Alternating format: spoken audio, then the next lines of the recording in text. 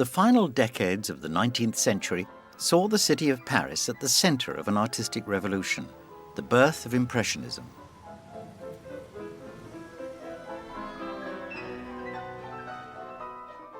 Despite strong early criticism, the paintings of Impressionist artists such as Monet, Renoir and Pissarro would eventually be accepted as amongst the greatest of all time. The same is true of the work of another painter closely associated with the Impressionists, Edouard Manet.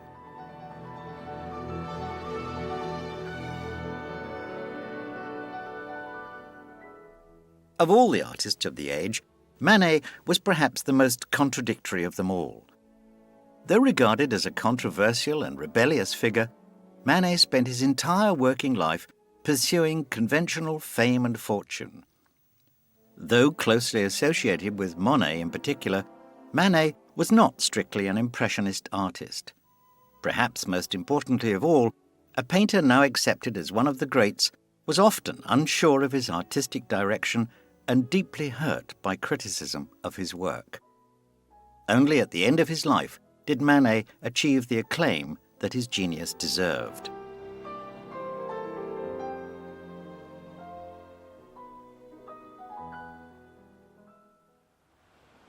Edouard Manet was born in Paris on the 23rd of January 1832. He was the eldest son of Auguste Manet, a wealthy civil servant, and Eugene Fournier, a diplomat's daughter. His days at school were undistinguished, and he left without the qualifications needed to study law, to the disappointment of his father. Instead, the young Manet twice attempted to secure a place at the French Naval Academy. When this also came to nothing, he decided to turn to art.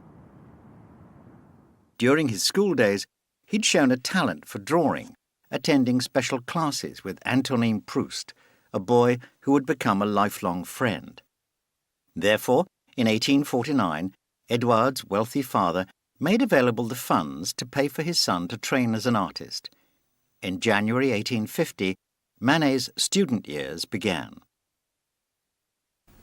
The classical training for artists at that period, in, say, the 1860s, was studying from the live model. They also went along to the Louvre, where they would study sculptures, classical sculptures mostly, and paintings by the great masters of the past.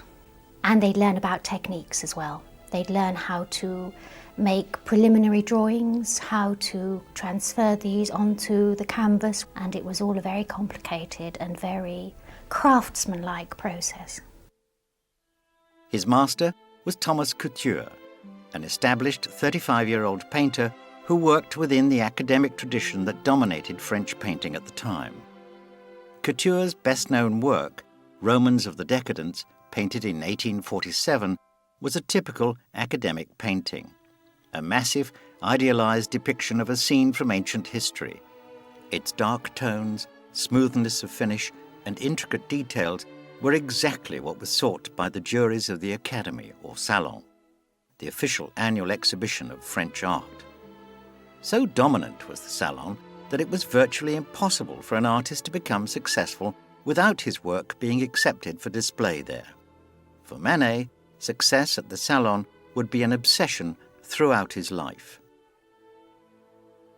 Essentially, the whole point of the teaching was to teach people to produce pictures that were based on classical mythology. And the paintings all had a rather neutral tone. The paintings all had a similarity to them. And it was expected that you conformed to this particular rather rigid style. And this became very much a straitjacket on artists working at the time, because outside of that system, there was really very little scope for one to become a professional artist or to sell one's work. According to one well-quoted story, the student Manet reacted quickly against the traditions of his master. When Couture's studio models adopted consciously epic, heroic poses in front of him, the young artist asked if they would buy radishes in the market with the same contrived posture. There is no doubt that Manet did argue with Couture during his student days, notably over the use of transitional colour, but their differences of opinion may well have been exaggerated by history. Manet remained with his master for a full 6 years and continued to seek his opinion after striking out on his own. By the end of the 1850s, Manet felt he had completed his artistic training. In addition to his studies with Couture, he also attended the famously liberal Académie Suisse, just as Monet and Renoir did a decade later. He studied the old masters in the Louvre and travelled extensively around Europe to see the greatest old masters for himself, notably in Holland and Italy. In his personal life, he began a relationship with Suzanne Leenhoff, a Dutch piano teacher whose son, Leon, born in 1852, was almost certainly Manet's. By 1858, he was ready to begin his adult career. Using his family money, he rented the first of his own studios and painted his first submission to the Salon, the Absinthe Drinker. Unfortunately for Manet, the painting was rejected by the Salon jury. It would become a recurring experience. The Absinthe Drinker, when it came out, was absolutely appalled the audience. Manet said that he just painted a scene of modern life, and he couldn't understand why people were so appalled by it. And they were appalled, actually, because it was a picture of low life, so to speak. He picked a person who was actually the local rag and bone man, and he presented him as a subject for a painting. And here we have this man, you can see him rather, his eyes are in shade.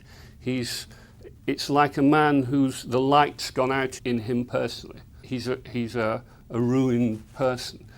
And beside him, you see this glass of absinthe. And it seems to hover in space. It's almost like, somebody once said it was like the unholy grail. It's almost more like a mirage. And Couture's tutor, when he saw this painting, said, well, there's only one absinthe drinker here, and that's the person who painted it. And with that, Manet turned and said, I no longer want to paint classical paintings. I want to be a modern contemporary artist, and this is a modern subject. Despite the failure of his first serious canvas, Manet's family wealth enabled him to carry on painting, and in 1861 he received his first favourable response from the Salon with 2 of his canvases accepted, a portrait of his parents and a picture of a Spanish singer. This was the first of Manet's paintings to display an obvious Spanish influence, at a time when a romanticised view of the Spanish way of life was popular in France. This influence on Manet continued over the following years in canvases such as 1862's Lola de Valence, a light and colourful depiction of a real Spanish dancer.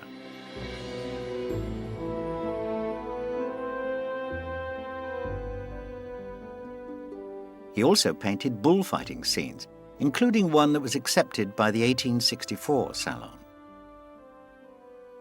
Entitled Episode of a Bullfight, the strong criticism it attracted gives a clear indication of Manet's lifelong sensitivity. Depressed by the reaction, he destroyed virtually the whole canvas. By that time, however, Manet had become well known in Paris's artistic community. In fact, he had become notorious. In no small part, this stemmed from the influence of the French poet and critic Charles Baudelaire.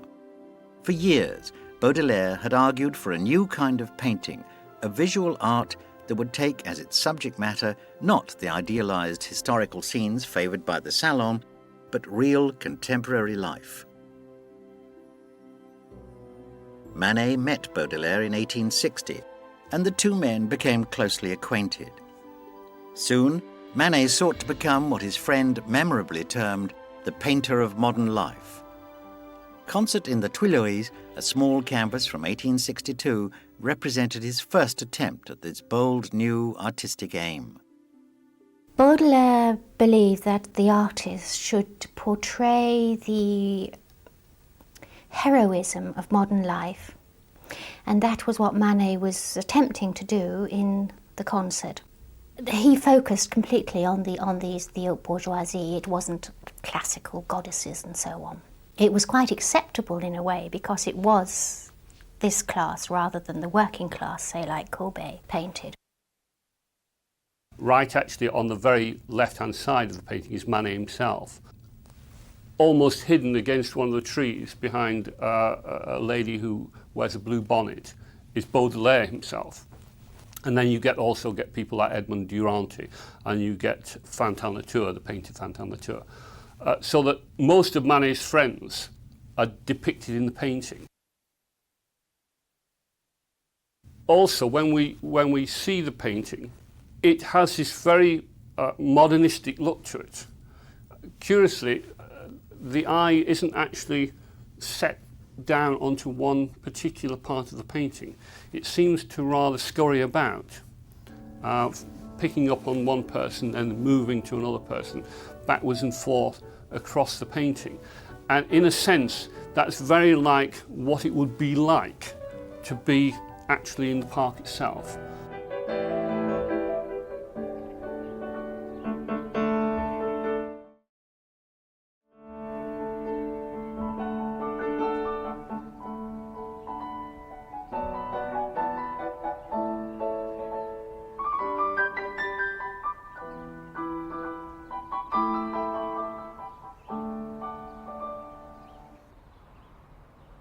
Perhaps fearful of rejection, Manet chose not to submit Les Tuileries to the 1863 Salon. Instead, he chose to present a far more radical work that demonstrated his new, modern approach. It was another park scene, a canvas 11 feet long and 7 feet high, exactly the kind of proportions favoured by the official show. It would become one of the most controversial paintings ever, Les Déjeuners sur l'herbe, the picnic on the grass. To modern viewers, the storm that this canvas provoked can be difficult to appreciate. It's a painting that displays an obvious debt to a great old master, the concert champêtre of the Renaissance Venetian Giorgione. Manet's use of the nude also followed in a long artistic tradition. The problem was the context of the nudity. It was defiantly contemporary, as the clothing of the two men made abundantly clear. Nudity was acceptable within a historical or mythological scene. To place it in the present day was nothing short of outrageous. Unsurprisingly, the Salon jury rejected the work. However, Les Déjeuners received a full public showing. The Salon jury rejected so many works in 1863 that the Emperor, Napoleon III, famously insisted that all the rejected works should be shown together at a special one-off show at the Salon building. When this Salon des Refusés opened, there was no doubting the most talked-about canvas. Critics and public fell over themselves in a rush to condemn Manet's work. Some chose to criticize technical aspects of the painting, with its rough brushwork commented upon by many. For most people, however, it was the brazen nakedness of the main female figure that placed Manet beyond the pale. His response was to paint an even more audacious image, Olympia. Completed in the same year as Les Déjeuners, Olympia featured much in common with its notorious predecessor. Again, there was the influence of a great Venetian painting, the Venus d'Urbino of Titian.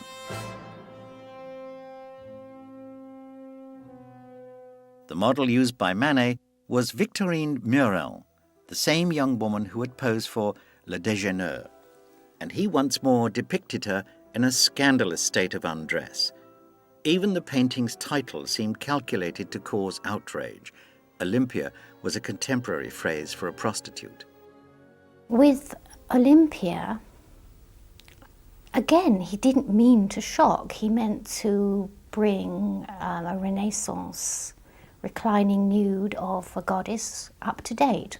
The fact that he used quite a well-known courtesan was probably a mistake on his part, because this is what outraged people. The men, for example, didn't want to go round the gallery with their wives on their arms and be confronted with someone that they knew in another world, so to speak. Surprisingly, the Salon accepted Olympia for display at its 1865 event. Unsurprisingly, it was greeted with a storm of protest. Public and critics again railed against what they considered an image of gross indecency. The Salon authorities were compelled to hang the painting high up on a wall for fear that it would be vandalized. However, the whole event was not a complete disaster for Manet. The 25-year-old Émile Zola wrote newspaper articles praising Manet's approach, opinions that lost him his job after complaints from readers. Manet's notoriety also began to appeal to a small number of radical artists just beginning to make their way in the world, a group led by a young painter from Le Havre, Claude Monet. At the time of the Olympia scandal, however, we know that Manet felt the criticism deeply, but it's difficult to believe that he anticipated a favourable response given the events of 1863. Nonetheless, Manet was depressed by the scandal, leading to scornful response from his friend Baudelaire. "It's really stupid that you should get so worked up," he wrote. "You're laughed at. Your merits are not appreciated. So what? Do you think you're the first man to be in that position?" His whole emphasis was on importance of the old masters, study in the Louvre and so on, and of wishing to be recognized as part of mainstream Salon work. I don't think he disagreed initially with the reaction that he got. On the other hand, it rather frustrated him. I think when you look at Manet, you can see that he both wanted to make an artistic statement, but at the same time, he wanted to present something that really shocked the public. He was very much a revolutionary artist, a very complex character in himself, and I think a certain sense of becoming notorious was part of his character. Criticism of Manet's work in the 1860s derived not only from his choice of subject matter. Technical aspects of his work were also condemned. The way that Manet approached his work was, I suppose, in essence, a development of traditional Salon academic work. But he had been concerned with loosening up his brushstrokes paintwork. This was influenced from some of his study of old master works. Plus his interest in light and the way that this had an effect upon the figure. This was new, but his use of colour was not Impressionist yet. He used quite a lot of black, he used green, he wasn't painting outside, so he was doing studio work. And all these early works of the early 1860s are like this. Manet's distinctive technical approach can be seen in his 1868 portrait of Émile Zola. The vast expanse of black that makes up the writer's jacket is, perhaps, the painting's most dominant feature. But Manet also makes obvious his liking for Japanese prints, placing one beside his own controversial Olympia. Manet was very much still wedded to a slightly older style of painting. Japanese prints had come into France from around about the middle of the 19th century. And they have an image where one sees very bold statements, very bold colours, very large patterned areas. And this affected almost all of the artists, but one of the artists who it affected most was Edward Manet, because he could see that it related very much to his way of working, where he liked bold contrasts. He didn't like the kind of half-tone painting that one saw in academic painting. And so that images which allowed him to make pattern-orientated pictures was much more in tune with the way how he worked.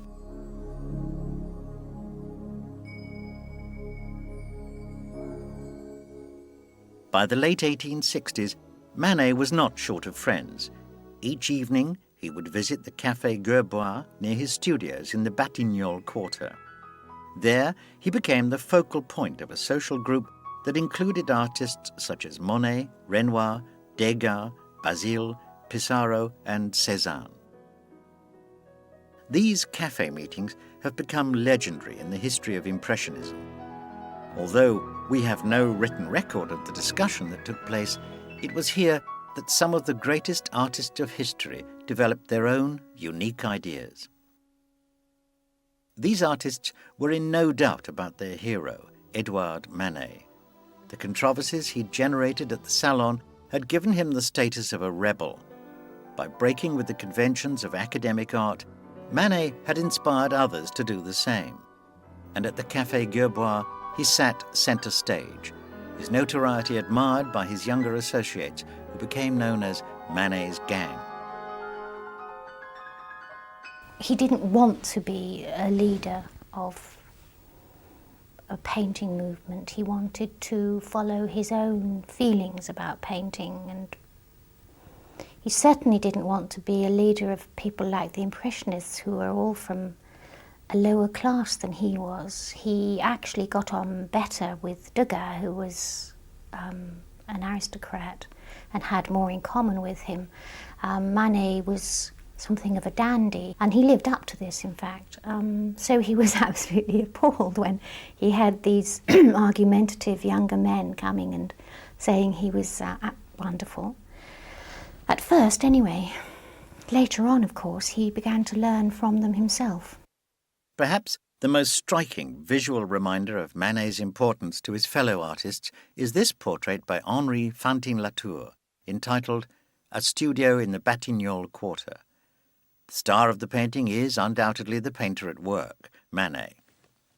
Looking on, we can see Monet, Basile, and an almost reverential Renoir. It's important to recall that when this canvas was painted, in 1870, the only well-known figure amongst the artists depicted was Manet, even if he was more infamous than famous. But Manet did not consider himself a revolutionary. In the brochure for an 1867 exhibition of his work, it was claimed that he had no pretensions to overthrow an established mode of painting or to establish a new one. Yet the exhibition concerned was a private one-man display of his work, sited near the official Universal Exposition. It was an obvious challenge to the establishment, yet there can be little doubt that establishment success was what Manet truly craved. For Manet, he wanted success, but I think he wanted the success on his own terms. And occasionally he went some way towards the establishment. But essentially, his attitude was that the establishment should come to him. Many students of Manet find this contradiction difficult to fathom. Perhaps there was simply a gap between Manet the painter and Manet the man. This conflict, which he seemed to have within himself between wishing to be accepted and not accepted, I think stems from his family background. Respectable middle class with careers in respectable jobs like banking and law. One felt all the time that at the very bottom that's what he would really like to be. But the fates were against him at times, and his own emotions at times led him astray. I don't think Manet would ever be happy. I think Manet was a somewhat unhappy figure all his life. This is my own feeling about him. I think there was always, if he went one way, he had a nagging suspicion he should be going the other way, and so on. I felt he was never quite at ease with himself. Politically, Manet's opinions were well known. From childhood onwards, he was a left-wing Republican, opposed to the Second Empire. In 1867, he painted his most overtly political work, The Execution of the Emperor Maximilian. It was an event very much in the news. The French emperor had installed Maximilian, an Austrian nobleman, as Emperor of Mexico, only to abandon him to enemy forces. To depict Maximilian's death by firing squad, Manet borrowed heavily from Goya's 3rd of May, but incorporated his own unconventional approach to perspective.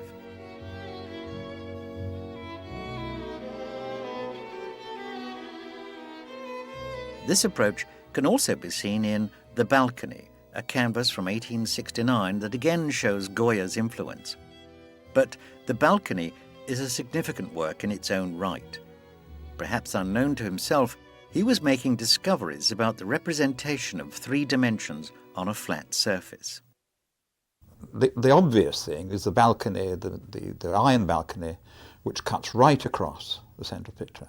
This is dead against all the teaching upon perspective, proportion and the like. He doesn't have to indulge in all sorts of tricks and illusions of perspective. We recognise it as being people behind an iron front to a veranda. The background, likewise, is not recession of colour. It's a dark area against which the figures are, in flat areas of colour, are silhouetted. So you have the silhouettes of figures which are against a dark background, which therefore pushes them forward, and yet are behind this green balcony, iron balcony, which therefore pushes it into the sort of middle space. The balcony also gives an indication of Manet's personal life at the time. The woman in the foreground is Berthe Morisot, an artist who would later become a key member of the Impressionist school. Although Manet had married Suzanne Lienhoff in 1863, there is no doubt that Manet and Morisot possessed strong feelings for each other, although the physical nature of their relationship is uncertain. Manet executed many portraits of Morisot, and a physical affair with her would not have been out of character. He was well known for turning his models into his mistresses. One such young woman was Eva Gonzalez, who began to sit for Manet in 1869, and whose closeness to the artist was a source of concern to Berthe Morisot. However, this 1870 portrait of Eva perhaps fails to capture any feelings the artist had towards his model. In July 1870, Manet and his fellow Parisians were faced with problems far greater than those of art. The outbreak of the Franco-Prussian War. Different artists reacted in different ways to the news. Manet, like Degas, enlisted as a gunner in Paris. Basile's decision to fight cost him his life, while Renoir took a safe posting in the south, and Monet famously fled to London. After the war and the horrors of the Paris Commune, artistic life returned, subtly different from before. Significantly, Claude Monet stopped submitting paintings to the Salon.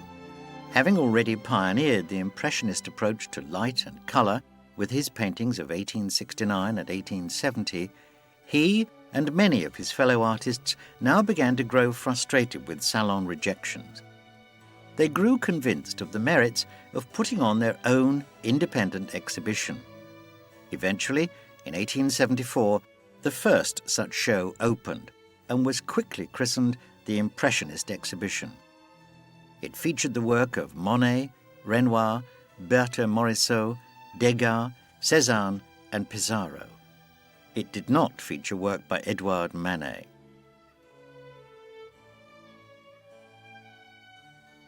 Despite being perceived by the public as the leader of this new breed of artists, Manet refused to exhibit with them. His loyalties remained wholly with the Salon. This was perhaps understandable. In the early 1870s, Manet's art seemed to be paying dividends for him. In 1872, he sold 28 of his canvases for over 50,000 francs to the dealer Paul Durand-Royal, the best-known collector of Impressionist work. The following year, he sold 15 works to a wealthy opera star for 20,000 francs. That same year, he achieved genuine acclaim at the Salon with Le Bon Bock, a cheerful image influenced by the great Dutch portraitist Frans Hals. But Le Bon Bock can hardly be considered one of Manet's most significant works. It's a painting designed purely to appeal to the taste of the Salon jury, which it did. The Bon Bock painting was a little bit of a cause for debate, if you like, within the Impressionist group. Of all of the paintings that Manet did, it was the one which most appealed to the Salon mentality. He hadn't really painted a kind of robust painting that he should be doing. But he'd actually said to his friends, why exhibit independently? Can't you see that I'm in on the inside? So that it was partly he felt that he was beginning to win over the Salon to his own ideas, and that therefore he, in the process, should be able to bring the other Impressionists with him. It is an irony typical of Manet that in the same year he chose not to exhibit with Monet and the Impressionists, he worked extensively with Monet and painted the most impressionist images of his career. The summer of 1874 saw Manet stay with his friend at the boating resort of Argenteuil on the River Seine. There, he adopted the open-air approach of his younger colleague.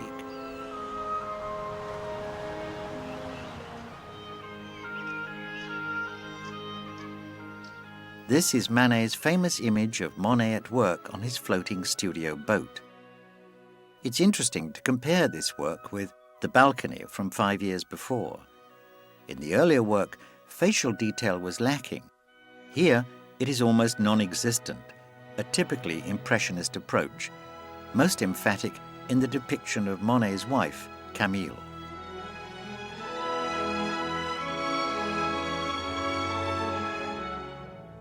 Despite this, Manet never completely eliminated detail from the human figure. He was never an open-air landscape artist like Monet. But boating, also from 1874, provides a further striking example of Manet's own brand of Impressionism. Perhaps the greatest of Manet's paintings that summer was Argenteuil, a depiction of a man and woman visiting the riverside resort. It is an undeniably Impressionist work, with the artist deploying a far lighter palette to capture the light of an open-air scene just as effectively as Monet. I think it was almost like a relaxation. He could sit outside and paint gardens and so on. And because he'd become associated with the other artists, Monet and Renoir and people like that, then he adopted their technique to a certain extent. Even so, though, he always remained slightly detached from them, so that his Impressionism was only, if you like, up to a point. He never actually went as far as the other artists. I think we've always got to remember, when we're talking about Manet and the Impressionists, is that Manet himself is not really an Impressionist. It was in some of the works of Manet that the clues were given to people like Monet and Renoir as to the way forward for them.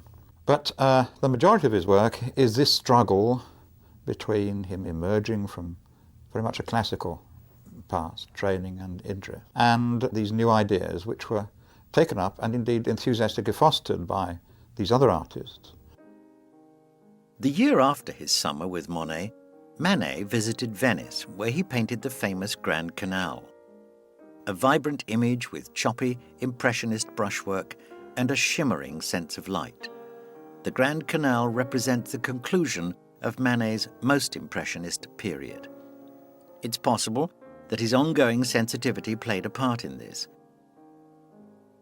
Although he must have been aware of the condemnation of the Impressionist exhibition the year before, in 1875 he submitted L'Argenteuil to the Salon. Though it was accepted, it was almost laughed at. The master is at the stage of a student of 20, wrote one critic. Having submitted so blatantly to Salon taste with Le Bon Bock 2 years before, Manet felt the full wrath of the guardians of orthodoxy. Again, the criticism hurt. In many ways, 1876 was even worse for Manet. The Salon rejected both his submissions, and though the artist responded by holding a one-man show in his own studio, he appears to have been profoundly disillusioned. His work rate dropped, and his only significant canvas that year was this portrait of Mallarme, a well-known poet who vociferously supported the Impressionists. Soon, however, Manet's artistic difficulties would be gravely overshadowed. In 1876, he began to feel pains in his left foot.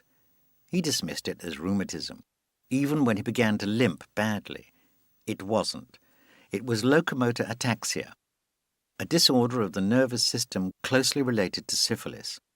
It was also incurable and eventually fatal. Though only in his mid-40s, Manet realized that his final years were upon him. His reaction was to increase his output, and for subject matter he turned time and again to the characters and places of the city, with Paris's cafes and bars providing his greatest inspiration.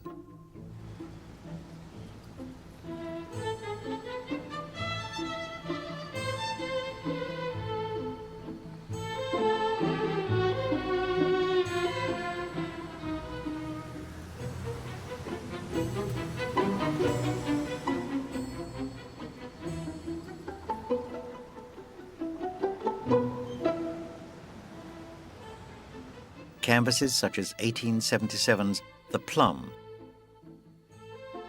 and 1879's Waitress Serving Beer are typical of the period, with the artist making clear once again his love of humanity.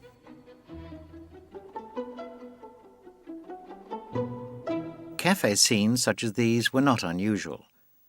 Degas' Absinthe from 1876 is a memorable example of the genre. But whereas Degas appears to hint at a moral message, a canvas like Manet's Inside the Café concentrates on expressing the vitality and humanity of the café, that most famous of Parisian meeting places.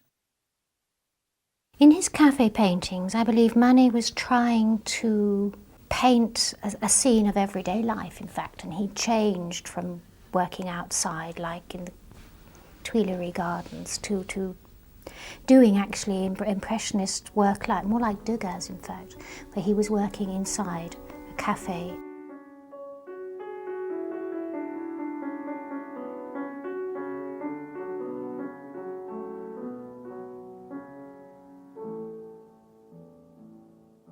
Despite the increasing seriousness of his illness, Manet continued to pursue the mainstream success that had always eluded him. In 1879, he wrote to the prefect of Paris, offering to paint 2 large murals for the new City Hall. He received no reply. The following summer, he underwent months of hydrotherapy treatment away from Paris at Bellevue. Though profoundly bored, he continued to paint. Still lifes, landscape, and this timeless canvas showing his elderly mother in the garden of his country retreat.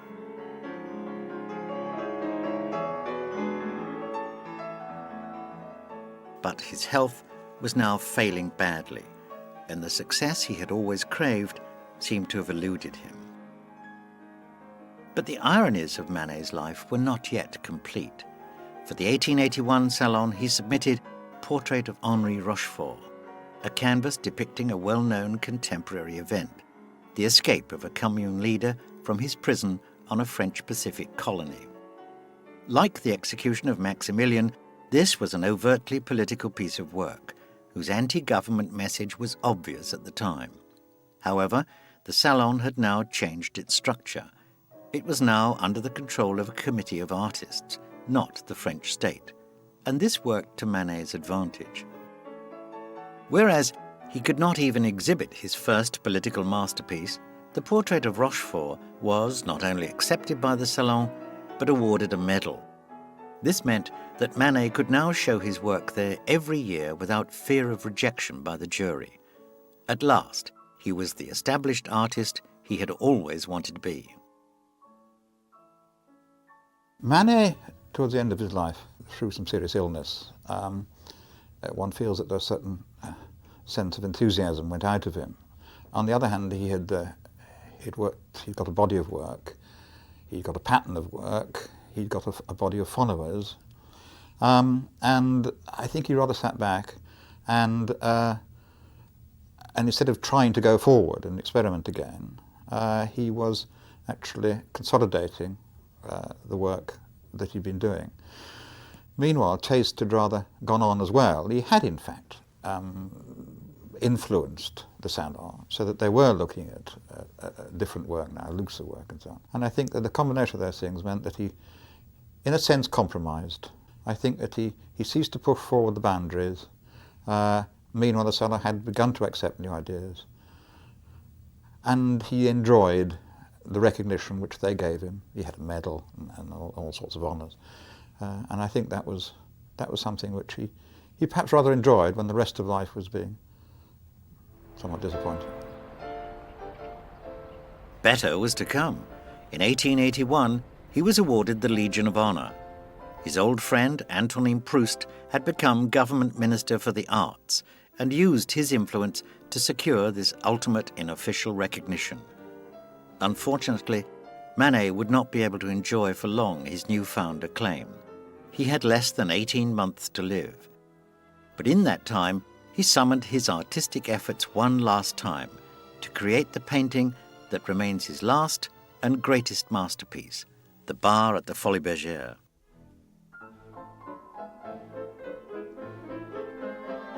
For his final great work, Manet returned to the vibrant world of the Parisian café, although the famous Folies Bergère was more than just a café. Its circus performers were also a strong part of its attraction. Manet began the painting by making studies on the premises, but his illness meant that the canvas was executed in the studio, where the model stood behind a bar constructed for the purpose. By early 1882, Manet had defied his increasing disability and completed his masterpiece. It is a painting whose appeal is perhaps difficult to pin down. Having said that, there are few students who deny this one painting its status as one of the greatest images of 19th century art. To many people, the Bar at the Folies Bergère is regarded as perhaps his best work. I'm not certain that it is necessarily one of his best.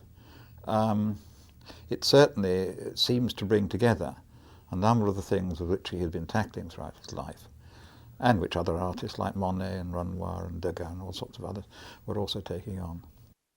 The thing about it was that it actually provoked just as much criticism, just as much scandal at the time as some of his earlier paintings. And the reason for it is rather hidden now, but we can actually unravel it if we look at the painting. The Bar at the Folies Bergère shows a young woman facing us leaning on a bar. In the background, until you look quite closely, you don't really know what's happening because there is a mirror there.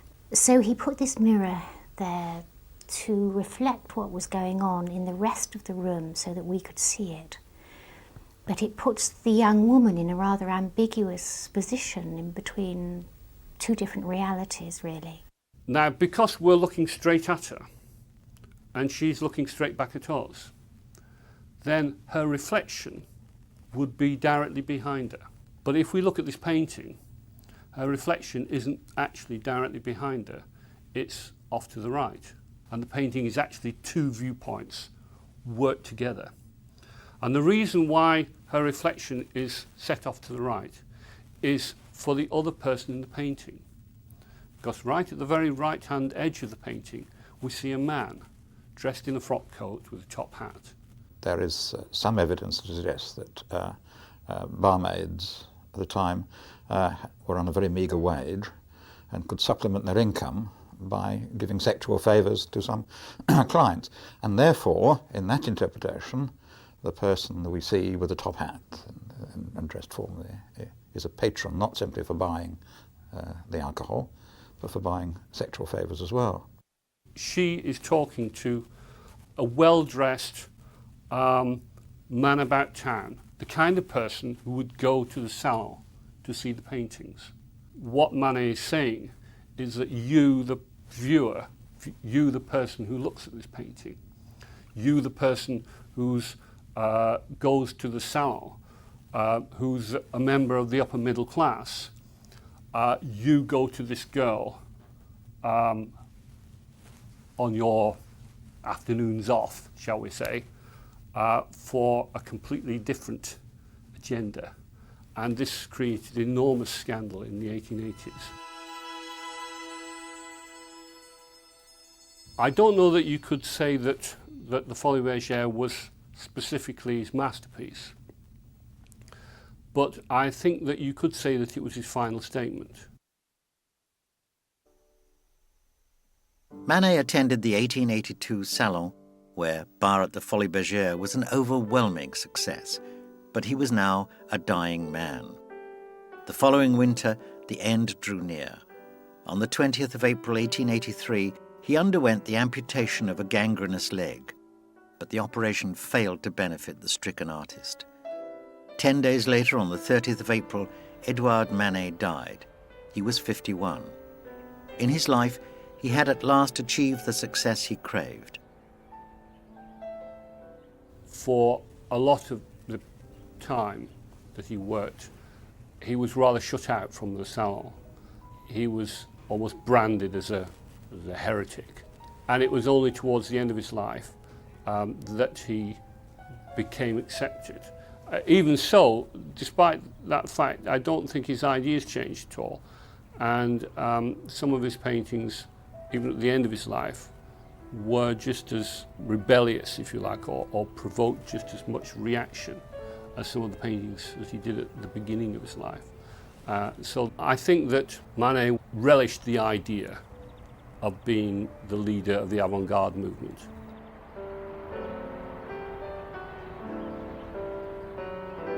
In the century that followed, the true value of his work became appreciated across the world. The inspiration he gave to the Impressionists alone makes Edouard Manet one of the greatest figures in the history of art.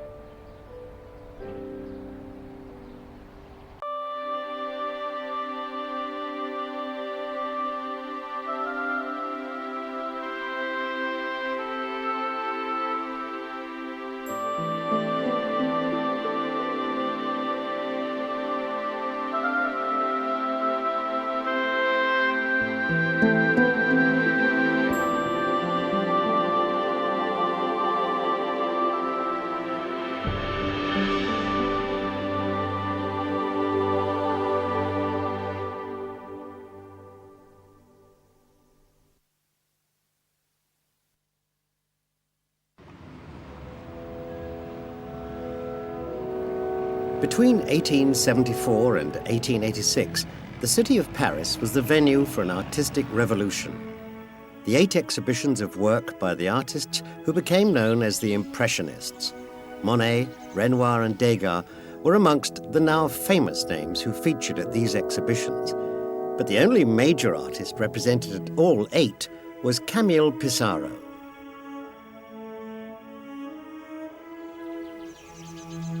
Today, Pissarro's works sell for millions, but during his lifetime, success was often elusive.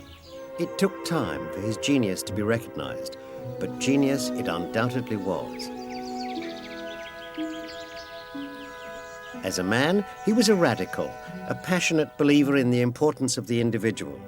He also took a radical approach to his art. A pioneer of Impressionism, he later abandoned the style completely before returning to it and producing some of the greatest images of the whole Impressionist age. It is for this artistic journey that Pissarro remains celebrated today. Camille Pissarro was the oldest of the Impressionists. He was born in July 1830 at St. Thomas, a West Indian island, where his French-Jewish father ran a prosperous general store. At the age of 11, the boy Pissarro was sent to boarding school in Paris, where he first displayed an enthusiasm for art. Returning home at the age of 17, he then worked as a clerk in the family business, but without any great enthusiasm for his job. It relegated what was now his real passion, painting, to a spare-time activity. Pissarro grew frustrated, and when a chance came to escape from St. Thomas, he seized the moment. In 1852, he became acquainted with a travelling Danish artist, Fritz Melby. When Melby chose to move on to Venezuela, Pissarro decided to leave his job and go with him. Later in life, he explained his reasons. In 1852, I was a well-paid clerk in St. Thomas, but I could stand it no longer. Without a second thought, I threw in the towel and headed for Caracas. It was the first bold decision of Pissarro's life. It would not be the last. Pissarro spent 2 years in the Venezuelan capital. He survived by painting portraits, and he grew ever more convinced of his destiny as a painter. When he eventually returned to St. Thomas in 1854, he was able to convince his father that his future lay in art. That meant the young man would have to leave the Caribbean once more and return to the very center of French artistic life, Paris.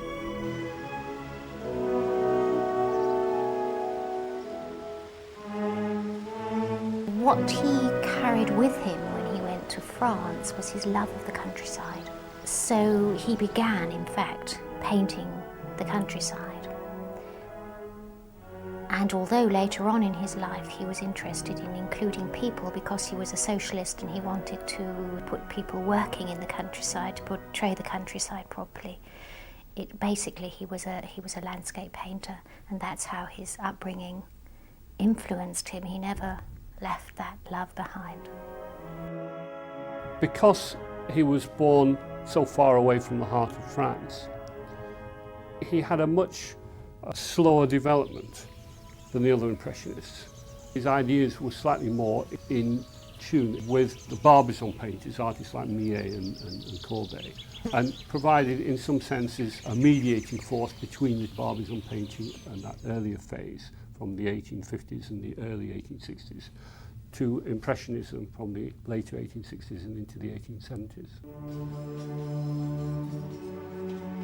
The 25-year-old Pissarro arrived back in the French capital in the autumn of 1855, assisted by a small financial allowance from his father. As an aspiring artist, the timing of his arrival was excellent. He was able to visit the last days of the World's Fair, one of the many expositions of the age. It included a large exhibition of paintings by the greatest French artists of the day. Pissarro was hugely impressed with the canvases on show. He especially admired the work of some of the more innovative artists. These included the realists Gustave Courbet and Jean-François Millet, both famed for their images of working peasants in a rural setting. Also of interest to Pissarro was the work of Camille Corot, an enthusiast for the then unfashionable art of landscape painting. Courbet, very much an urban-based artist, but also the Barbizon school with Corot and Millet, were concerned with the contemporary and the ordinary. That was a profound influence upon Camille Pissarro's approach to subject matter and to the purpose of painting.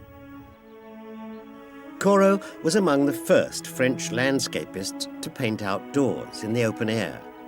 Previously, a landscape painting was only sketched outdoors. The final canvas was executed in the studio.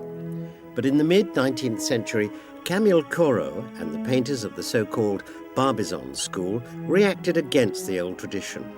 Their outdoor images were fresher, lighter, and were often characterized by a greater sense of realism than the dark-toned historical works favored by the annual official exhibition of French art, the Salon. These were the artists that influenced the young Pissarro, as they would all the great Impressionists. Pissarro's first master, whom he chose, was Corot, who was, of course, a landscape painter who went outside to paint. And this was something that Pissarro started doing After a few years, from the 50s to the early 60s, of aligning himself to Corot, Pissarro changed his allegiance really to Courbet and began including figures more in his work, even some quite large figure compositions.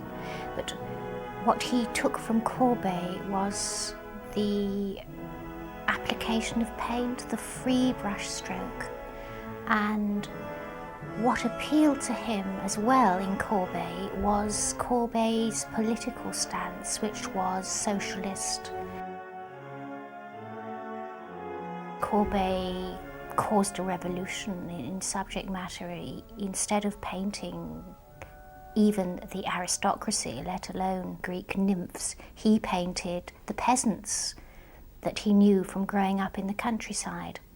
And his burial at Ornans caused an enormous scandal because there were life-size peasants dominating the whole picture, and it was considered very unsuitable. But this appealed to Pissarro, who was a socialist himself. Inspired by Corot, Pissarro began to paint out of doors, continuing his training with spells at the École des Beaux-Arts and at the famous Swiss Academy. In 1859, he had his first public success when the Salon accepted one of his landscapes. But money was always a problem at this stage of his career. This was in spite of the continuing support of his family, who had also returned to Paris. At times, Pissarro was once again compelled to work for the relocated family business, but he was able to continue painting, mostly in the open air. Sadly, few of those early works have survived. One that has dates from 1864, a depiction of the banks of the River Marne. This canvas was another successful Salon entry. But it is a disappointingly subdued image. Significantly, it is a canvas painted in the studio, almost certainly executed with the conservative tastes of the Salon in mind. Like many artists of his age, Pissarro was prepared to compromise his art for the sake of commercial success. The Salon in the 60s, certainly, and of course later as well, was very important for most artists. In the 60s, the Impressionists considered the Salon important because there was no other outlet for them. If they didn't show their paintings in the Salon, they would have great difficulty finding buyers and establishing a reputation for themselves. At the early part of Pissarro's career, exhibiting at the Salon was almost essential. It was really the only way an artist could ever hope to become a professional artist. It was the only exhibiting venue he had. He wanted to paint peasants-orientated paintings.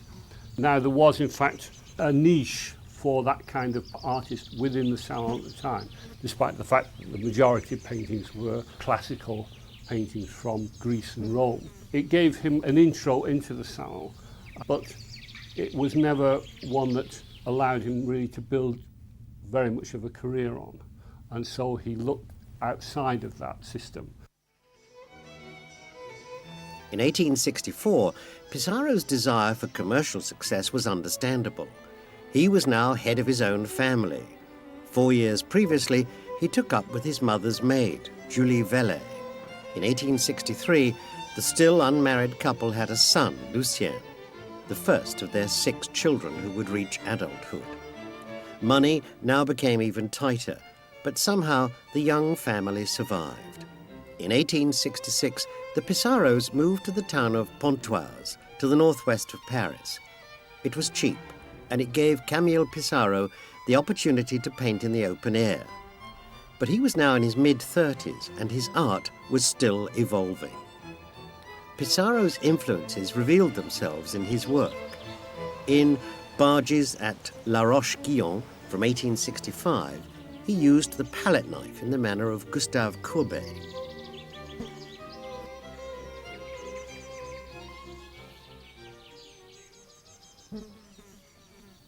The continuing influence of Corot also made itself felt in canvases such as this 1868 image of the Pothius Quay at Pontoise. although Pissarro's contrasting of light and shade is more striking than that of the older artist. The late 1860s also saw Pissarro influenced by painters younger than himself. By the time this canvas was painted, Pissarro was already in regular contact with a group of artists with whom he would become forever associated, the painters known to posterity as the Impressionists. He developed a characteristic separate style from the other Impressionists. With Pissarro's painting, we see a very much more low-toned, rather quiet kind of painting. His brushstrokes tend to be smaller, rather more speckled than the other painters. And his paintings are quite characteristic. One can recognise a Pissarro as being distinct from, say, a Monet or a Renoir. Pissarro had first met Claude Monet as early as 1859, and by the late 1860s, he had struck up a friendship with the self-confident young artist from Le Havre. They met regularly at Paris's Café Gerbois, along with other young painters, including Auguste Renoir, Alfred Sisley, and Frederic Bazille. When the Impressionists began to discuss their work, they tended to look back at artists whose work was akin to theirs. Howells was a painter who painted very freely in the way that the Impressionists did. Very often Howells' portrait was done just in one sitting, 2 or 3 hours. He was the only painter in the 17th century who would do this. And his paintings have the spontaneity that Impressionist paintings have. But at the same time, they found Jan Vermeer. Vermeer was an artist who was virtually unknown at the time. When he died in 1675, he almost disappeared into obscurity until the middle of the 19th century. The Impressionist artists could see how Vermeer had used blue and purple in the shadows when all artists had, so that he understood how colour operated in the same way that the Impressionists worked. The 17th century Dutch were concerned with the contemporary and the ordinary. He was an artist producing very direct and very simple work, concentrating upon the quality of light, figures and interiors seen in relation to light, with broad brush strokes, broad areas of colour, not huge amounts of detail at all. These were very much part and parcel of the thinking of people like Pissarro, people like some of the other Impressionists. Though no records survive of their conversations at the Gerbois, it is known that Pissarro was the most keen to talk politics. Perhaps prompted by his financial difficulties, Pissarro had become a political radical, a Republican with a strong belief in the rights of the individual. In time, this belief led to his embracing the philosophy of anarchism, and he threw off his Jewish upbringing to become a militant atheist. In addition to politics, the young artists at the Café Gerbois often discuss their own work. Stimulated by these discussions, the paintings of Monet, Renoir, Pissarro and others began to display certain similarities of approach. These included an emphasis on open-air landscape painting, the use of choppy brushwork that obscured detail, and a belief in contemporary subject matter. They began to reject the dark tones of the typical salon painting and came to the viewpoint that light was more important than form. In the late 1860s, these themes established themselves among the artists at the Café Gerbois. These were the basic tenets of what would become known as Impressionism. As Impressionism, in a very broad sense, developed, the techniques which were employed followed the particular way in which the artists were going. Though we can see quite a difference, for instance, between Monet and between Degas. There was more of a consistency in Pissarro's work, as far as I see it, than there was in arguably any of the other Impressionists. There is a developing interest in colour. There is a consistency in his subject matter. He's concerned with the surroundings. He's concerned with, be it the ordinary village or the town. And that he pursued, therefore, a more logical and reasoned path. The Café Gerbois artists also discussed new theories of colour, notably the work of Eugène Chevreul, a chemist who discovered that an individual colour is not absolute in its effect, but contingent upon the colours that surround it. In the summer of 1869, Claude Monet and Auguste Renoir incorporated these theories in their famous paintings of La Grenouille, a bathing spot at the Parisian riverside suburb of Bougival. For many, the work they produced that summer marks the birth of Impressionist painting. But it was not only Monet and Renoir who painted at Bougival. Camille Pissarro was there as well. In the spring of 1869, he had moved with his family to nearby Louveciennes. That summer, he too painted at La Grenouille. There were a number of places near to Paris, or within the larger confines of Paris, to which a number of Impressionists went for their subject matter. Seurat is concerned with the people, Renoir likewise. Monet and Pissarro seem more concerned with other more sort of natural effects within an urban environment. It was a quality of light reflecting off the water, which, for instance, Monet, to a certain extent Pissarro, were concerned with. It was reflections of light and colour, almost in an abstract sense. The actual individuals or the buildings, individual trees, individual people, were not as relevant as the visual effect. In the early part of his career, Pissarro's paintings were accepted by the Salon, that is in the late 50s, early 60s. And when he began painting like this in the mid-60s and late 60s, his paintings were not accepted by the Salon. He began taking a serious interest in colour from reading Chevreul's book on colour theory and observing for himself that light altered the colour of things. He also realised that shadows were not black, but were various colours in fact, and even sometimes had complementary colours reflecting through them. So in fact he was one of the main supporters of the idea of an alternative exhibition for the Impressionist group themselves, and he fully supported this idea all the way through his career. The similarity between the approach of Monet, Renoir and Pissarro can be seen clearly with Diligence at Louveciennes, a Pissarro canvas from 1870 that uses small dabs of colour to create a light, shimmering and profoundly impressionist image. Its technical inspirations are identical to those that informed the work of Monet in particular. But soon after this canvas was completed, Pissarro and Monet found themselves with more in common than just their art technique. In July 1870, the Franco-Prussian War broke out. By the end of the year, both Monet and Pissarro were in exile in the capital of the British Empire, London. Pissarro's exile was perhaps surprising. As a radical Republican, he was keen to fight once the Emperor Napoleon had been deposed and a new republic declared. But his mother reminded him of his family obligations, and so Pissarro left Louveciennes. He travelled first to Brittany and then, in December 1870, to London. Pissarro actually had relatives in London, and he went to live in Norwood in South London, and he painted places like Penge Station and Upper Norwood and Dulwich College. And a lot of his most characteristic, most well-known, and in a way his most atmospheric paintings came from that little period when he was working in London. It's very evident that they are England rather than northern France.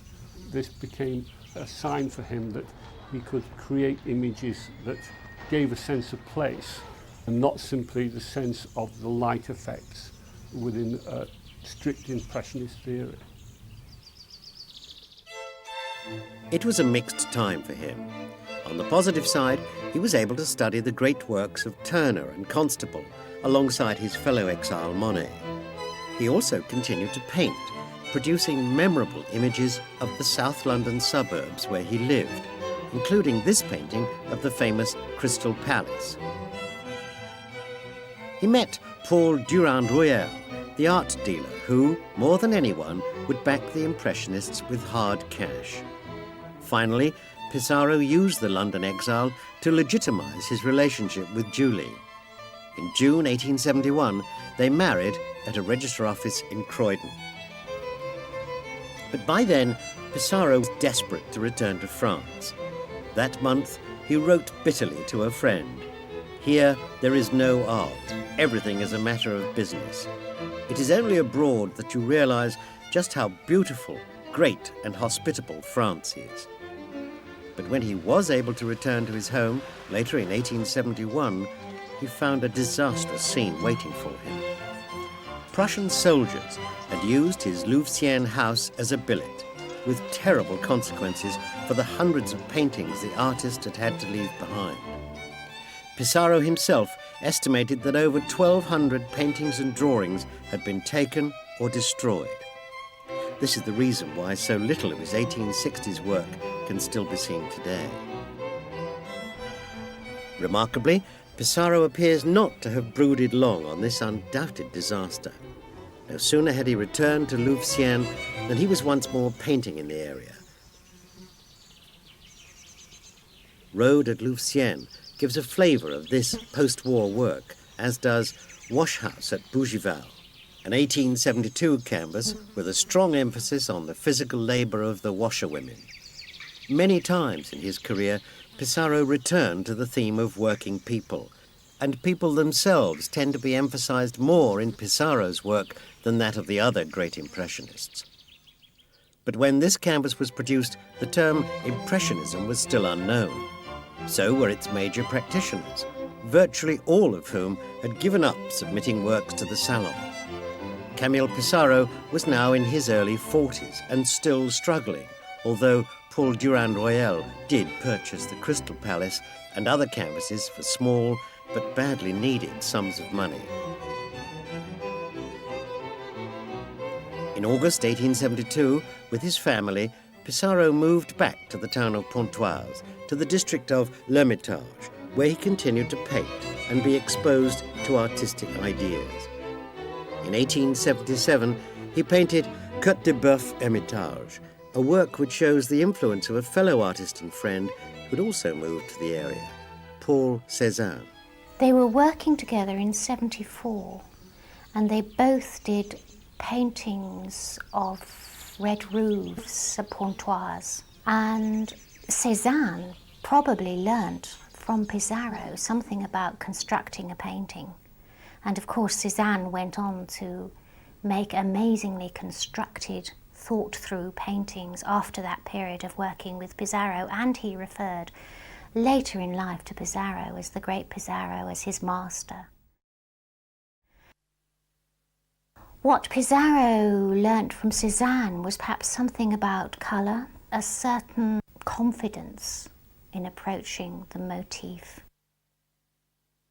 On the surface, if we looked at a typical Cézanne work, for instance, and a typical Pissarro work, there doesn't seem to be much connection at all. What we've got to look at is particularly the early period of Cézanne, say The House of the Hanged Man by Cézanne, and if we look at works by Pissarro like, for instance, Red Roofs, we can see quite clearly that not simply the use of paint, because that is very similar. Thick paint which is short, that is, it does not have a lot of oil in it. Very opaque, there's no transparent washes as we see in later Cézanne, for instance. Probably use of the palette knife as well as the brush. And the subject matter, it is an ordinary house, just as Red Roofs is an ordinary village which Pissarro painted. Both of them are houses seen through trees. Cézanne was already working upon a method of painting, that is a few short brushstrokes, one way and then a few short brushstrokes another way. This is something that Pissarro seemed to take up. Pissarro's regard for his friend Cézanne was demonstrated in 1874. That year, work by both artists was displayed at a remarkable event. It was an independent exhibition of art, organised by the artists whose approach would soon become known as Impressionism. They included Monet, Renoir, Degas, and Pissarro, who contributed manfully to the organisation of the event. This included his personal insistence that work by Cézanne should be included in the show, which opened in Paris in April of 1874. The failure of the exhibition is now a famous moment in the history of art. Critics rushed to condemn the works on display, including Pissarro's, and sales were minimal. But the 1874 event did generate interest, even if it was usually negative. But at the very least, it gave the new group of artists a name. One of the works on display at the show was Monet's Impression Sunrise. The critic Louis Leroy borrowed the title of this seascape and condemned the whole 1874 event as the exhibition of the Impressionists. The name stuck, and subsequent exhibitions were advertised as Impressionist events.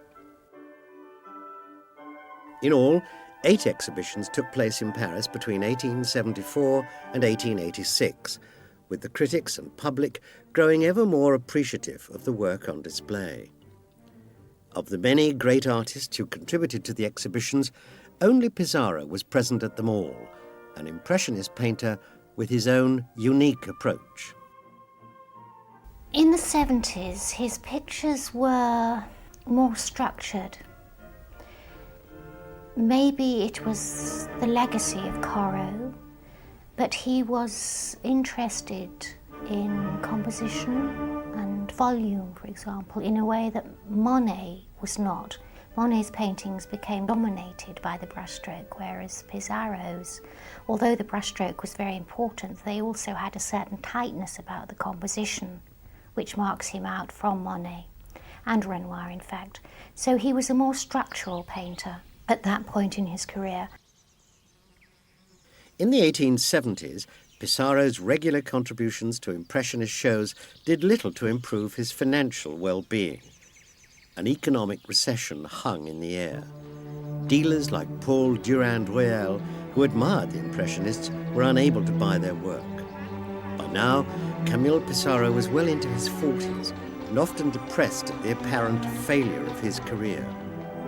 In 1873, he executed this self-portrait, which perhaps captures something of the seriousness of his life at the time. We know that, at times, his wife begged him to give up painting and get a steady job.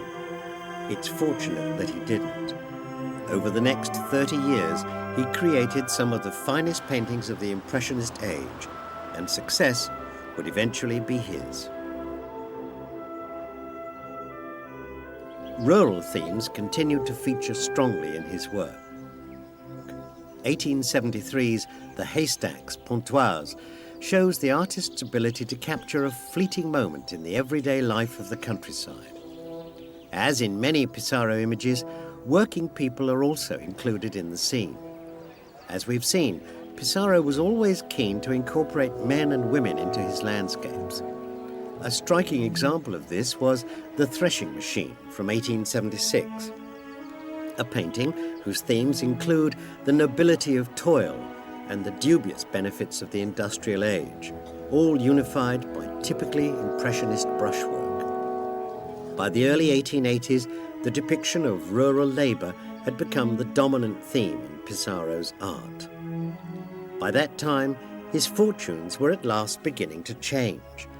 The end of the recession meant that Durand-Ruel and others were able to buy Impressionist paintings once again. But around this time, Camille Pissarro began to move away from some of the main tenets of Impressionism. Significantly, he began to eschew landscapes in favour of figure painting. His subjects were the men and women of France's rural peasant classes. Time and again, he painted young women tending animals in the field, a choice of subject matter that had also been made earlier in the century by Jean-François Millet.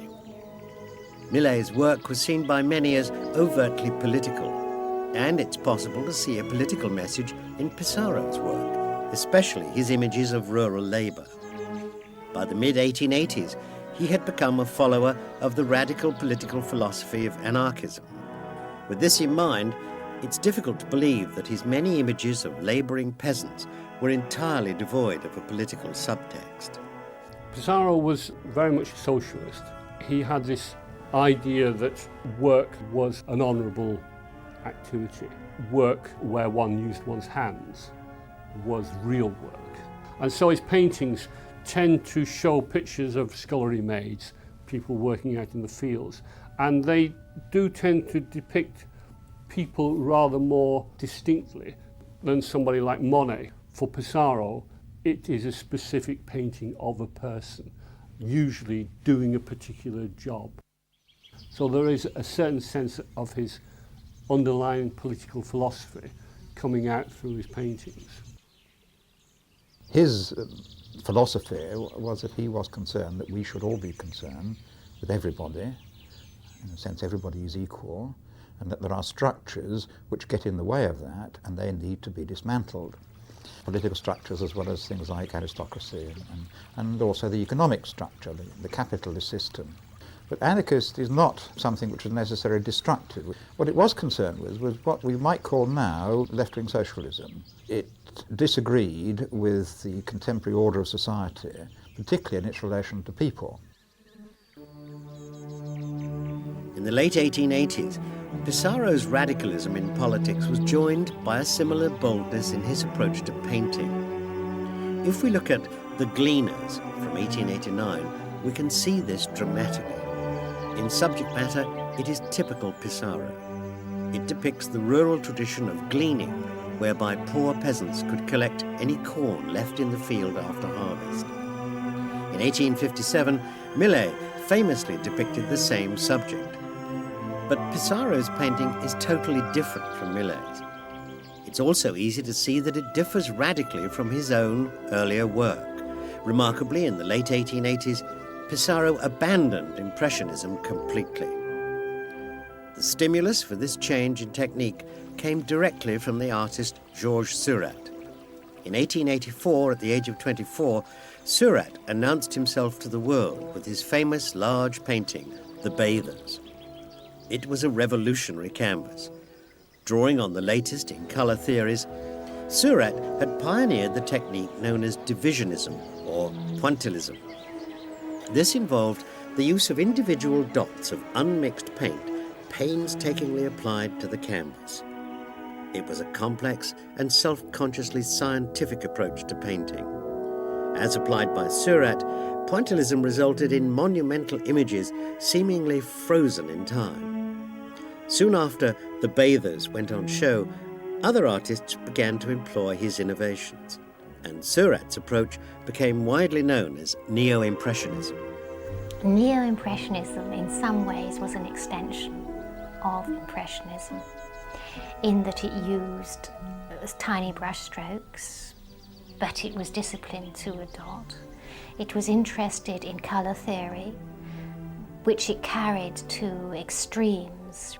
And the resulting paintings of Seurat have a very disciplined stillness about them, which is not something that the Impressionists, one would have thought, were interested in, because what the Impressionists wanted to capture was the passing moment, whereas Seurat's paintings were constructed in the studio from lots and lots of sketches, it's true, beautiful sketches. But then he disciplined himself to such a degree that I feel personally there is no spontaneity left in his paintings. Camille Pissarro's conversion to Neo-Impressionism was dramatic. In 1885, he met Seurat and his fellow Neo-Impressionist Paul Signac. The next year, Pissarro used his influence to enable Seurat and Signac to exhibit at that year's Impressionist show. Seurat exhibited Le Grand Jatte, a painting possibly even greater than The Bathers. Pissarro also exhibited, and his paintings were so similar to Seurat's that critics had to look for the artist's signature on the canvas to tell them apart. Rarely in the history of art has the work of a great painter been so dramatically influenced by that of a fellow artist. Pissarro was always interested in new ideas. Seurat introduced him to a completely new form of painting, which was known as divisionism or Neo-Impressionism. What it was essentially was the ideas that had been around in Impressionist theory. Seurat had taken those ideas and systematized them into a much more scientific way of looking at the world. And because Pissarro was interested in looking at the material world from, in a sense, a quasi-scientific viewpoint. He reverted to this method of divisionist painting. It was only later, around about 1886, that he felt that it was a bit of a straitjacket on his own particular ideas. From then on, he reverted back rather more to his earlier style. Seurat was much younger than Pissarro, and Pissarro tended to befriend and support young artists, and this he did with Seurat. Pissarro had already formulated his own colour theory about reflection and local colour and shadows. The small dot fascinated him because he felt it would enable him to more clearly portray the juxtaposition of colours, which was then supposed to mix in the onlooker's eye, thus retaining a brightness because the colour reflected the light.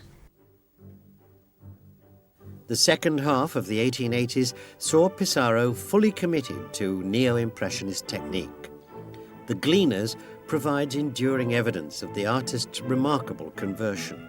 Woman in an Enclosure, painted in 1887, is another canvas of the period executed with the dot technique.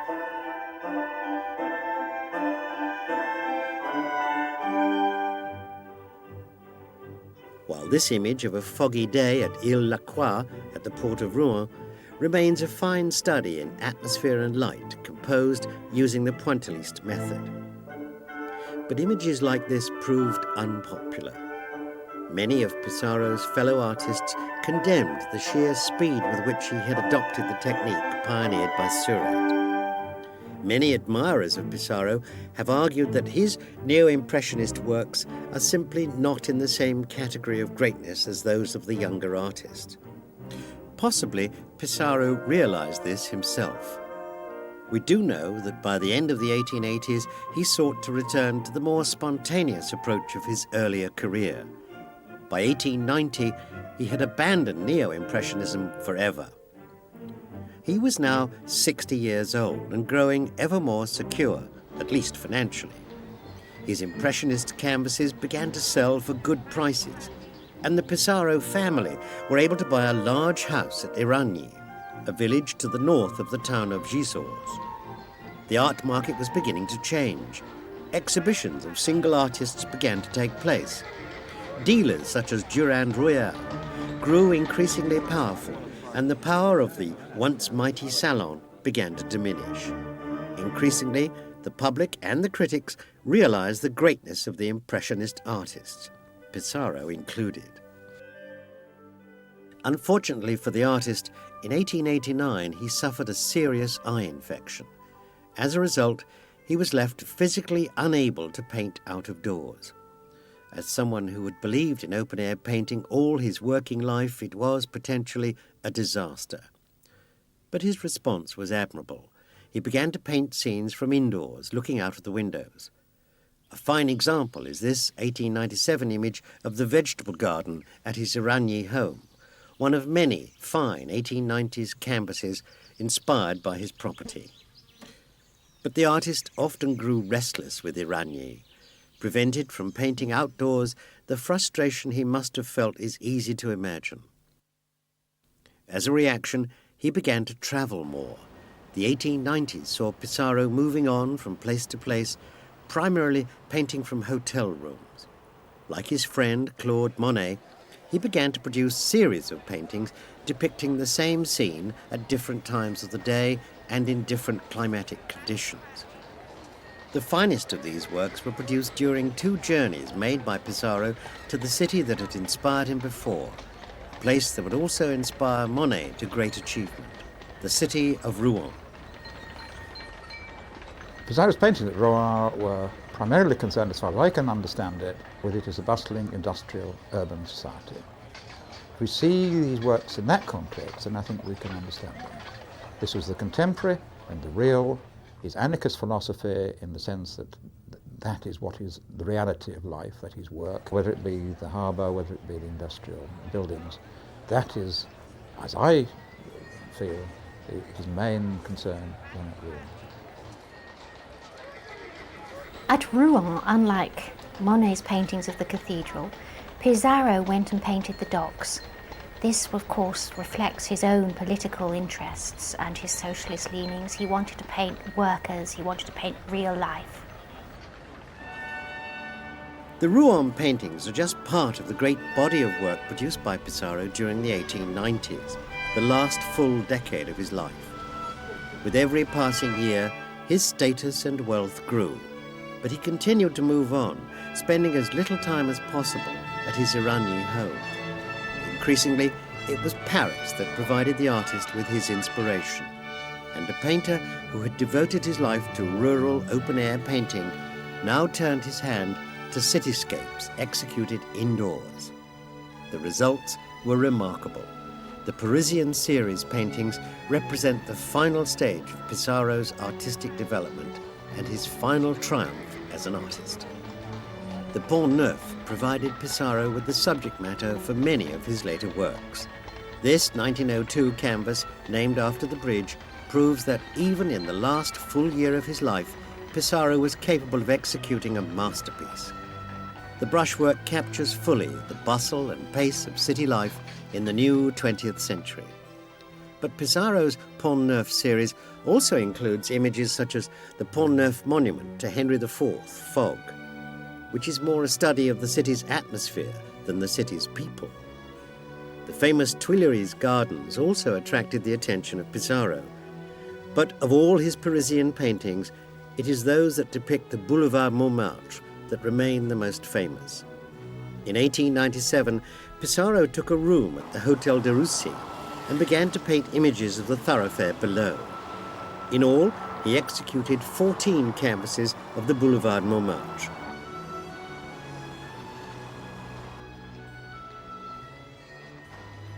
Here we see the busy boulevard in afternoon sunshine.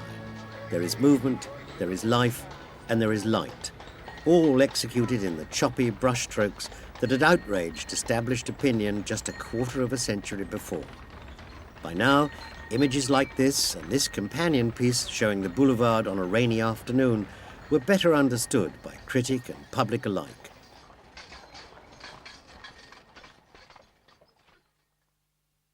Many of them now realized how to appreciate Impressionist work, to stand back from the canvas and take in the image in its entirety, to apprehend the fleeting instant in much the same way as we do in real life. There is no point looking for close-up detail in a canvas such as this. At London's National Gallery, visitors are able to enjoy perhaps the greatest of Pissarro's Boulevard Montmartre paintings. This canvas depicting the great street at night.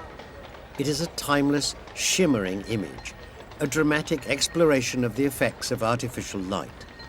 It's one of the finest paintings, not only of the painter's career, but of the whole of Impressionism, a movement to which Pissarro had contributed massively. Pissarro's contribution to the Impressionist movement was huge. He supported the movement from the beginning right to the end, helping painters like Cézanne, who doubted their capacity, helping painters like Monet, for example, when he and Monet painted together at La Grenière. He never lost his belief in the movement, and when, say, in the 70s, many of the Impressionists were very poor, he encouraged them and kept them going and kept them together. Whilst Manet has often been referred to as the father of Impressionism, I think it's a much more apt title for Pissarro, because in personal terms he supported and encouraged and gave practical advice and help to whole generations of artists, very mixed, some who disagreed with him and he was hurt by them, but nevertheless he continued to support. And I think in that sense, we're putting it very simply, he was a supporter, an influence which encouraged and developed and brought together, whether it be individuals or whether it be the Impressionist exhibition. He was, I think, the only Impressionist artist who exhibited at each of the Impressionist exhibitions. He was a constant stabilising factor within that, which enabled them, all the others, to branch off in all sorts of different ways. I think a movement like the Impressionists needed somebody who was always faithful. He was the artist who would never give up, who felt that the ideas that the Impressionists had were sound and should be taken forward, so that they would all look to him as a mentor, as their teacher. At the end of their lives, almost all of them said that they owed their life, they owed their work to what he'd done, to the way he supported them, how he'd given them encouragement. And without that, they wouldn't have been able to continue in their own work.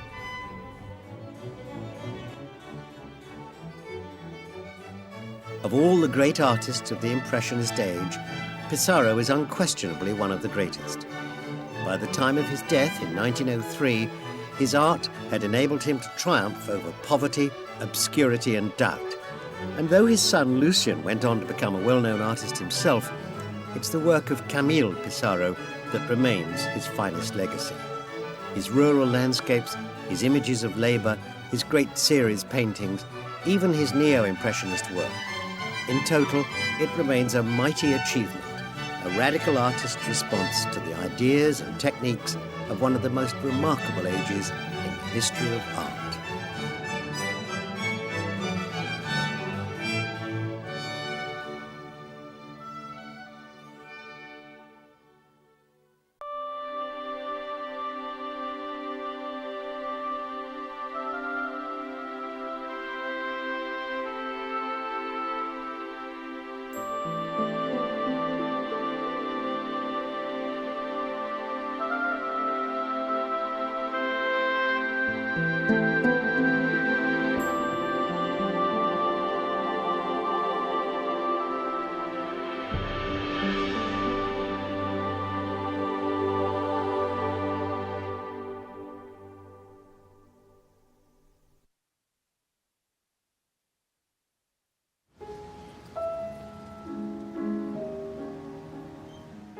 In Paris, there is an area that used to be called the New Athens because of the number of artists there.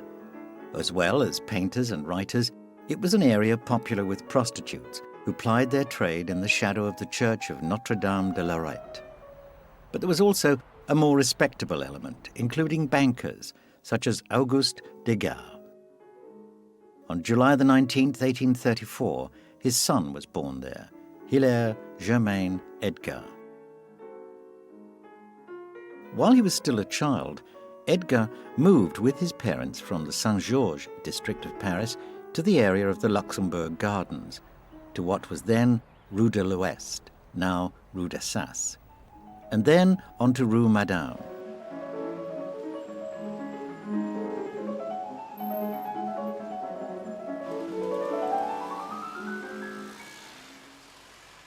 His mother died shortly afterwards in 1847. It's hard for us to know the effect this had on the young Edgar. He seldom mentioned her in later life, whilst he frequently liked to talk about his father, his dear papa. At school, Degas was an average student, but he was often described as uncommunicative and in the clouds. He received decent grades in drawing, but other pupils did just as well, if not better. Nothing would have made one think here was a painter of genius in the making.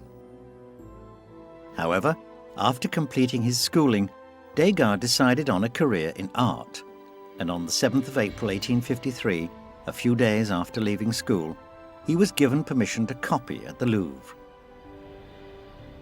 We are still unsure why he chose his path so quickly, but it was a decision that would affect the history of art. It wasn't long before the young Degas began attending classes with the painter Louis Lamotte. In 1855, he was admitted to the prestigious École des Beaux-Arts, coming 33rd in the entrance competition.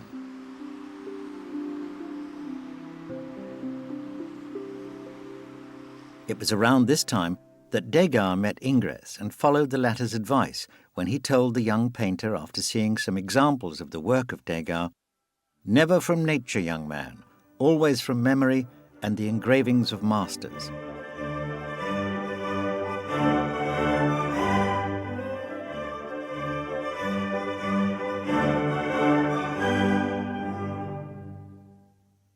With this and other advice, Degas sought to capture in the work of his predecessors the correctness of expression, the right formula, the technical secrets he wanted to incorporate in his own paintings. He distilled from these masters the inevitable biases that are the foundation of an artist's work. In the late 1850s, he used pencil to copy a chalk drawing, portrait of a young woman attributed to Leonardo da Vinci. He did this time and again, not just copies or dull reproductions, but subtle variations on an old theme.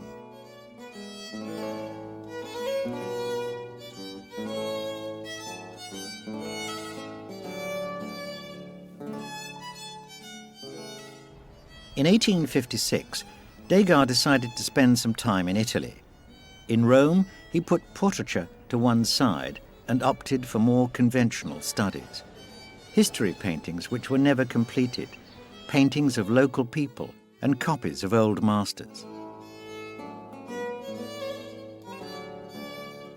Through an artist he met around this time, Gustave Moreau, Degas was to be introduced to the work of Delacroix.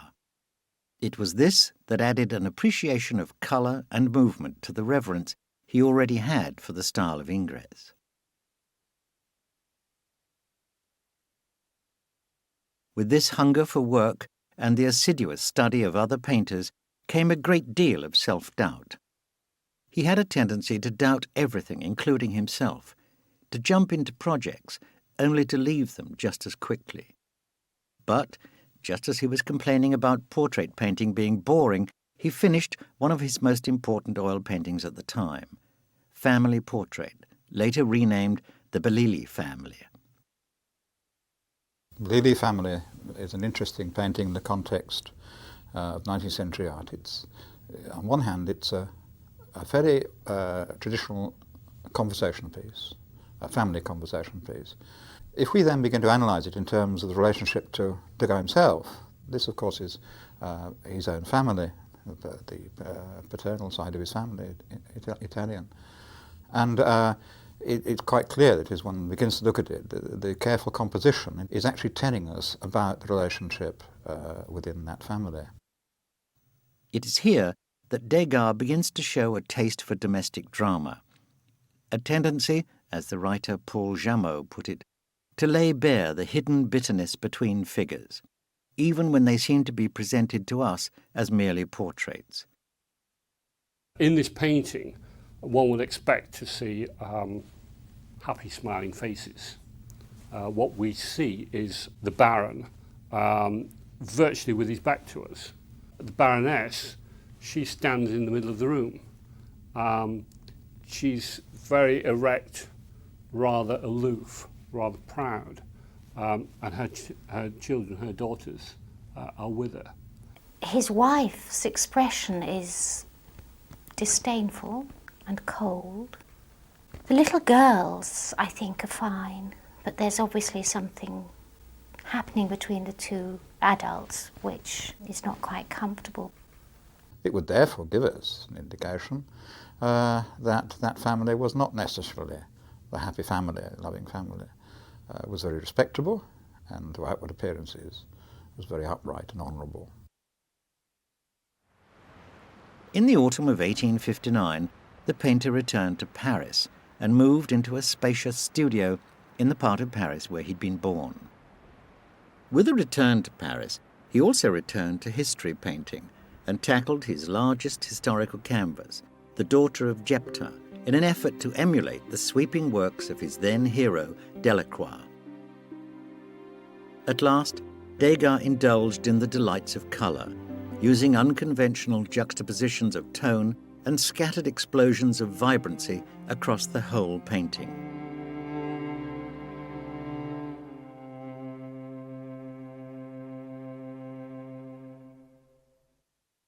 With another historical canvas, Semiramis Building Babylon, Degas employed another unconventional technique with his use of essence, which is oil paint from which the oil has been blotted and thinned with turpentine, then applied to woven paper mounted on canvas.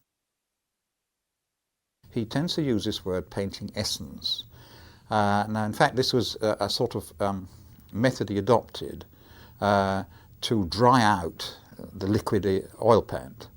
That is, he soaked off excess, what he considered excess oil, out of the oil paint, leaving what we call a short, very sticky, stiff thing, which you could then apply. And indeed, in some ways, you can't, until you look up close, you can't tell the difference between pastel and this dry, short oil paint. Degas used colour differently from the other Impressionists. His use of colour is restrained in his ballet dancer pictures, the ones of the 70s.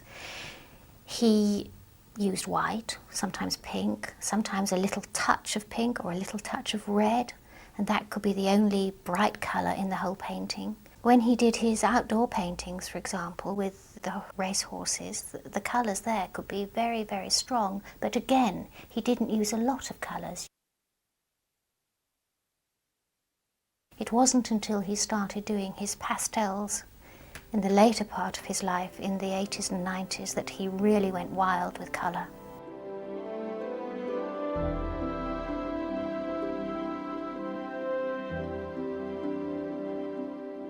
Between 1859 and 1865, Degas turned out an enormous volume of work which, nevertheless, left him feeling that he was not progressing.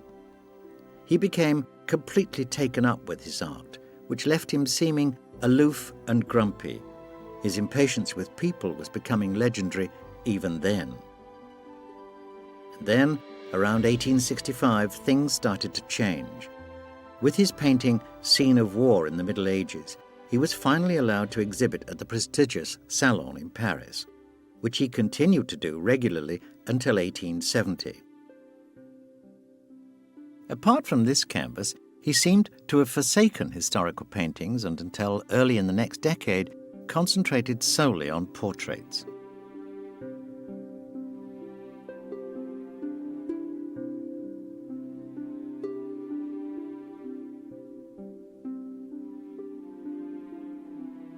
As well as his art, his friendships were in transition too. His relations with Gustave Moreau, one of his closest friends up to this point, seemed to have cooled, and he barely saw another close friend, Bonnard, after 1863. He began to forge closer links with yet another painter, James Tissot, who shared his taste and cultural background. But more than anything, it was his link with Edouard Manet that was to prove to be the most important for his future. It is understood that they met in 1863 in the Louvre, where Degas was etching a copy of a Velázquez painting directly onto copper plate. Manet was astonished by the boldness of an artist younger than himself and gave Degas some advice when it became clear the copy wasn't turning out as well as he might have wanted. So began an important and enduring friendship. Both Degas and Manet came from the same sector of society. They were both from the haute bourgeoisie, the upper middle class. But Degas, in the early part of his own career, worked rather in the spirit of the Salon. He painted historical pictures. And when he met Manet in the Louvre, Manet introduced him to contemporary art, to the ideas of contemporary themes, so that Degas, in a way, came to the idea of painting modern contemporary subjects rather later than Manet. But his sense of where that contemporary idea was to lead him probably, in the end, led him further than Manet himself was prepared to go. It's difficult to weed out fact from fiction in regard to these two giants of late 19th century art, but their bond seems at its strongest in the 1870s. But before we get carried away by the notion of a mutual admiration society, both men were given to delivering cutting jibes about each other. Manet cruelly attacked Degas' lack of interest in women, while Degas criticised Manet's bourgeois tendencies, his ambition, and the celebrity he had enjoyed ever since the Salon de la Fusée, an exhibition of paintings that had been rejected by the Salon. The relationship between the Impressionists was not necessarily very easy, and the relationship between Degas and Manet was a good example. They certainly did affect each other in the sense that they stimulated each other, but they also at times argued violently.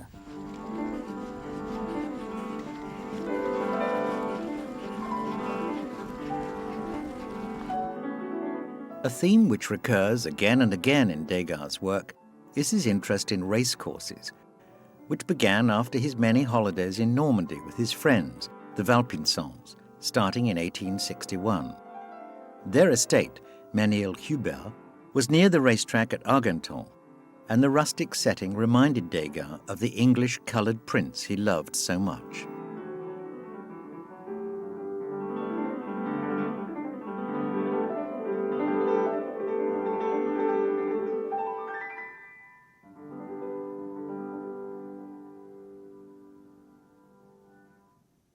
Compared to his friends, Tissot, Moreau and Manet, Edgar Degas was a complete unknown, though he had achieved some note amongst other artists of the time like Renoir, Sisley, Monet, Cézanne and Pissarro, where he was known for his cutting wit and his uncompromising artistic views as much as for his breadth of knowledge. His salon exhibitions between 1865 and 1870 provided him with his only chance of public exposure, but the works he exhibited received mixed reviews. More important than this, Degas was not selling. Clearly, the institution of the Salon was not the right venue for his work. For him, the breakaway Impressionists exhibitions of the 1870s and 80s were to be far more successful. Before this, the decade of the 1860s can be seen as a generally calm one for Degas. He was fully involved in his developing artistic style and had none of the irritations and problems that marred periods in his later career. His two sisters were married, while his brother René moved to New Orleans, taking, at Degas' urging, his first cousin as his bride. Degas was still financially secure. His father's affluence saw to that, so he was under no pressure to sell. At the end of the decade, his art began to gain him a reputation beyond his small circle of acquaintances, and he began to actively push himself as an artist more and more. His brother, Achille, was delighted to report that Degas had shown his work in the gallery, one of the best known in Europe, of a royal minister in Brussels, and at the same time, an English dealer, Arthur Stevens, approached Degas with a contract for 12,000 francs a year. Like Manet, Degas was testing out the English market as an outlet for his work. London had a very different approach. In one sense, the Royal Academy was not as strong as the Salon in its dictation of what was good and bad art. And they had already set up a number of independent exhibitions, but also a number of independent dealers. Dealers not only set up in London, but they grew up in Manchester, Bristol, Norwich, Leeds, Sheffield, Newcastle, and they were serving this mercantile, industrial patrons, the great cotton owners on the Manchester side, and on Leeds, the textile magnates, in Birmingham, the great ironmasters.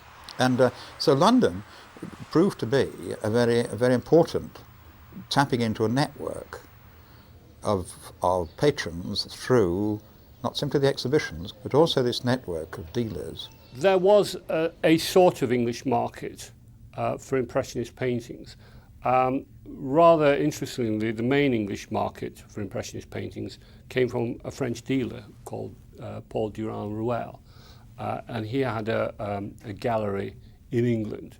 But Impressionist paintings were not really what the English wanted at the time. What the English really wanted was pre-Raphaelite type paintings. It was more the American market, for example, which became the main market outside of France that the Impressionists sold their paintings within. As with many driven men, not a great deal seems to have filled Degas' life apart from his work. We are not helped in this by his famous circumspection about his private life. What little we do know, references in a notebook to being spurned by a young woman, references in a letter to his aunt about his wedding plans, and the opinions of others pose more questions than are answered.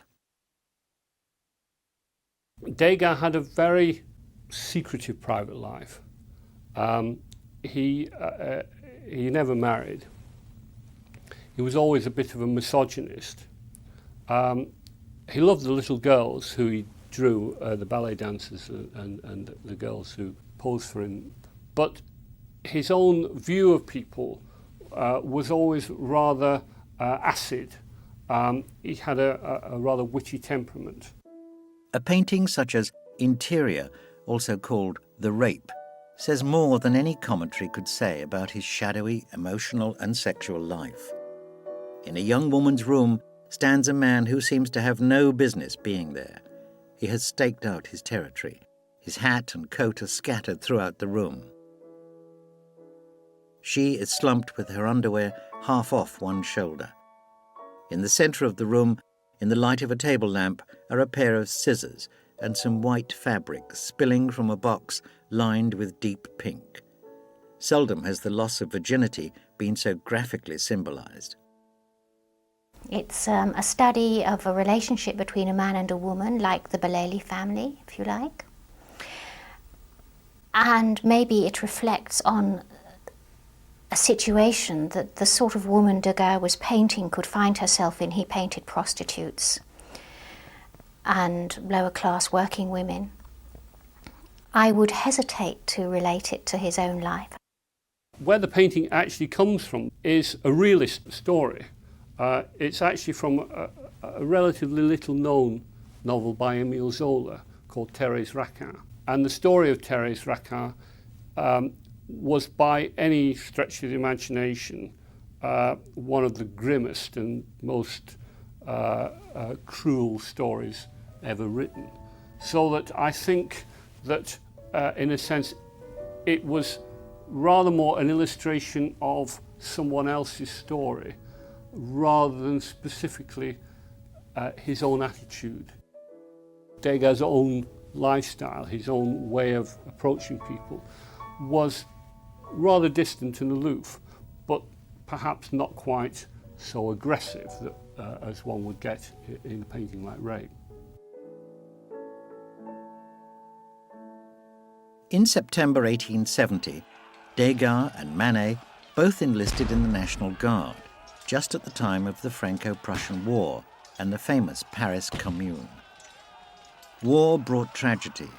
The painter Frédéric Bazille was killed at 29, as well as Degas' friend, the sculptor Joseph Cuvelier. His death led to Degas becoming estranged from Tissot when he learned that the latter had drawn a picture of this young sculptor while he was dying.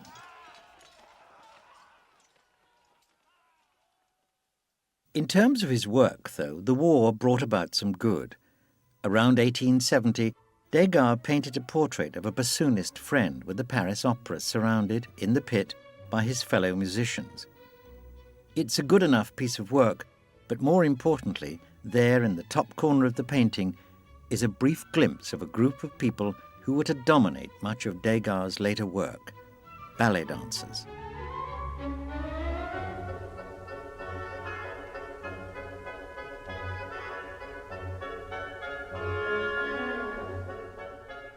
It's difficult to say exactly when Degas began spending so much time in the theatre, in its auditoriums and backstage. We know which performances he attended between 1885 and 1892, but details of earlier years at the theatre are very sketchy.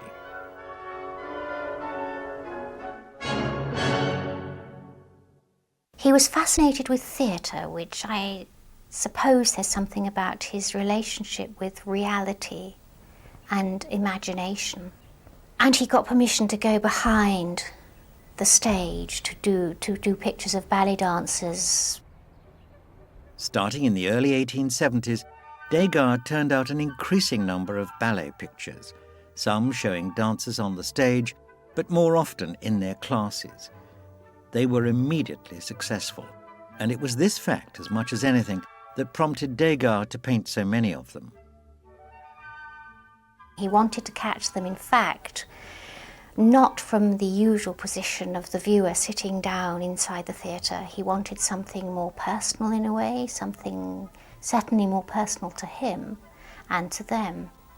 And he wanted to catch them unawares, which of course is a typical Impressionist aim, to catch the passing moment. And this is what he did. Often, in order to achieve this, he actually distances himself and us from those dancers. We have sometimes a lot of space between us, an empty floor space between us and them, which of course does give us the sensation of being in the wings somewhere, watching something, rather than being involved with it.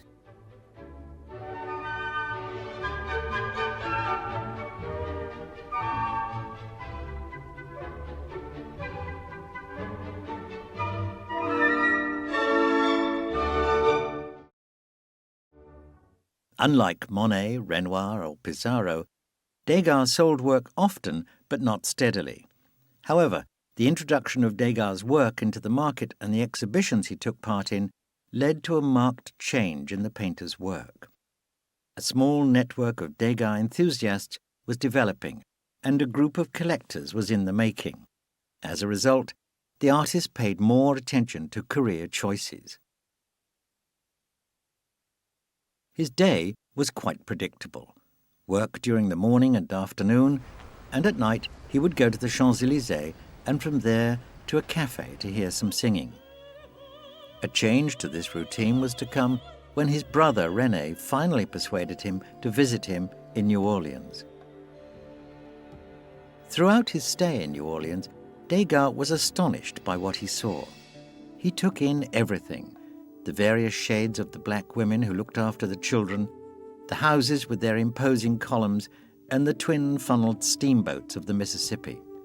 However, instead of being inspired to turn these into what could have been a fascinating and unique series of paintings, Degas recoiled and longed for his cosy Parisian world. All I want now is to see my little corner of the world and burrow there diligently. But the exception to this avoidance of all things American during his stay was his famous painting, Portraits in an Office, more commonly referred to as the Cotton Market at New Orleans.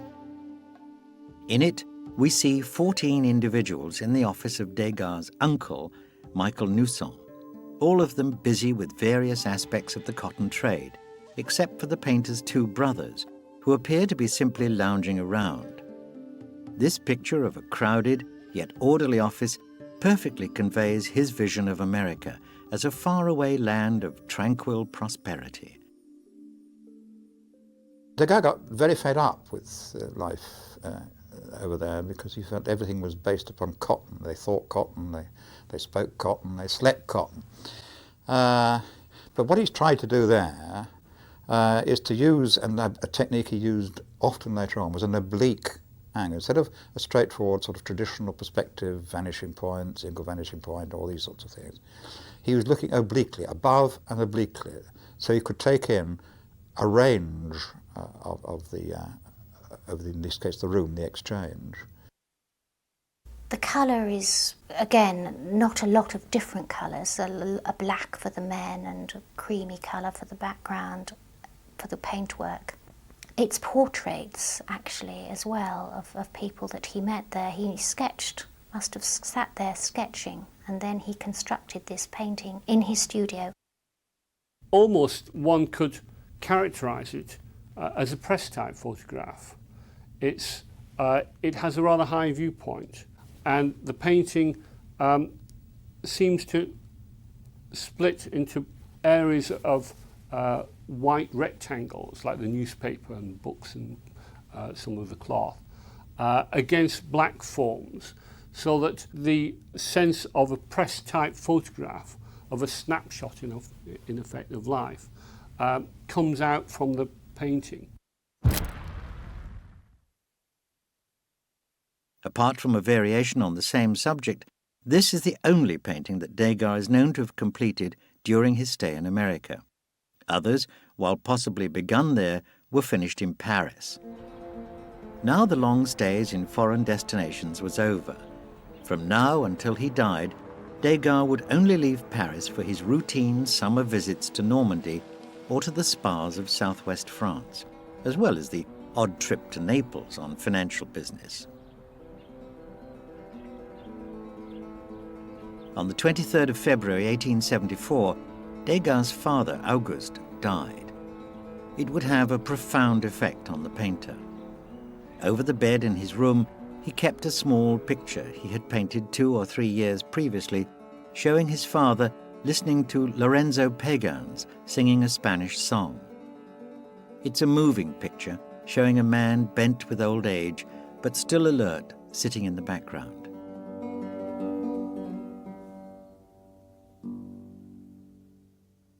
His father left the family firm in a sorry state. The impossibility of dividing the Naples property and the debts his brother René had incurred gave Degas his first financial burdens and forced him to concentrate on selling his work. His art now had to become a business. Whilst the general view of Degas is that he was independent financially, which is certainly true as he started off, the family did go through his father went through some very serious times, and in fact the family had to bail him out. In other words, Degas now had to see his art in relation to an income. To that end, Degas was instrumental in organising the famous series of Impressionist exhibitions of the 1870s. He joined Monet, Pissarro, Sisley, Morisot, Cézanne and others to form the Société Anonyme des Artistes Peinteurs, Sculpteurs, Graveurs. Its objectives were to exhibit without selection committees, to sell the works exhibited, and to publish a related art journal, though the latter was never to be published.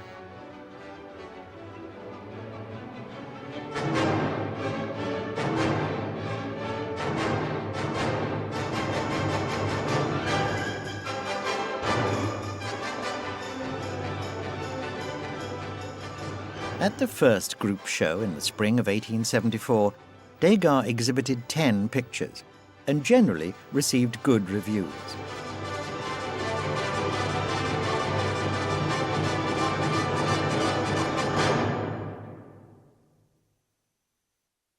The exhibition as a whole, though, was a failure. It received savage attacks in the press, had poor attendances, and the limited sales led to the collapse of the cooperative. 2 years later, they tried again, this time at the Durand Royal Gallery. This time, Degas had 22 works in the exhibition. Again, the press was divided, but even his detractors saw Degas as the leader of a movement, as well as an individualist.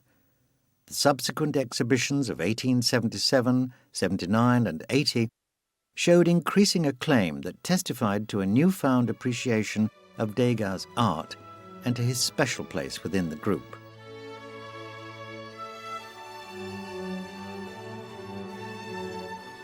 Degas used a wide variety of mediums for his work, oil paint and the usual drawing mediums, but also pastel.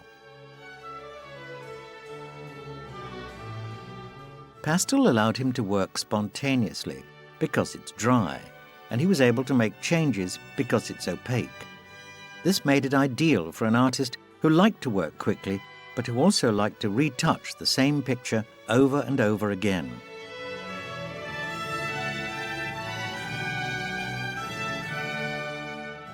He began experimenting with pastel, and he started using very wild colours to paint his, again, ballet dancers behind the scenes.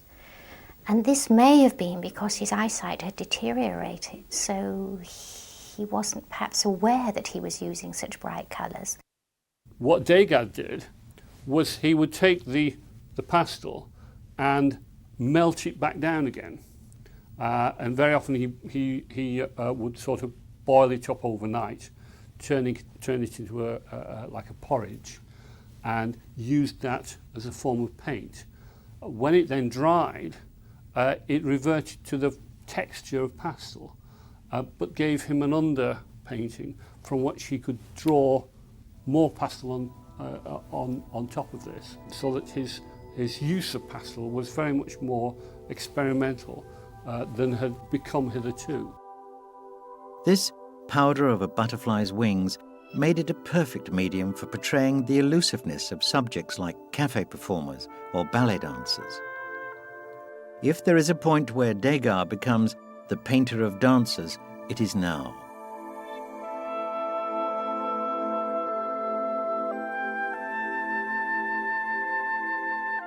He turns out a large number of dance scenes, using a wide range of techniques.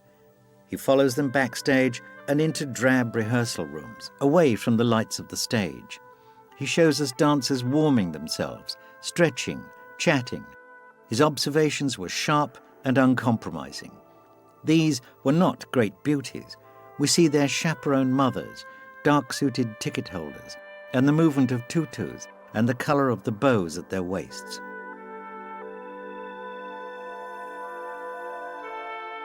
I think that Degas saw in the girls some sort of kindred spirit to the way how he himself worked, that his work required years of dedicated practice before he could gain any kind of proficiency in it. And that was the same within the dancers. And he actually became a very close friend to many of them, and they regarded him as a rather amiable but perhaps slightly eccentric old gentleman.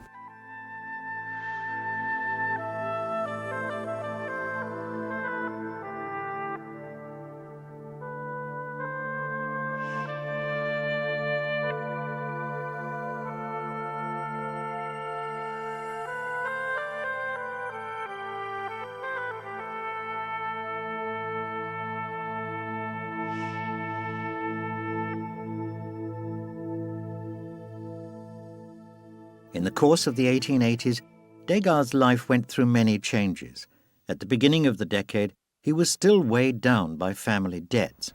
But by the time he moved in 1890, it was into a huge three-story apartment, complete with his ever-growing collection of old master paintings. But the 1880s also brought one distressing loss after another. Manet died in 1883.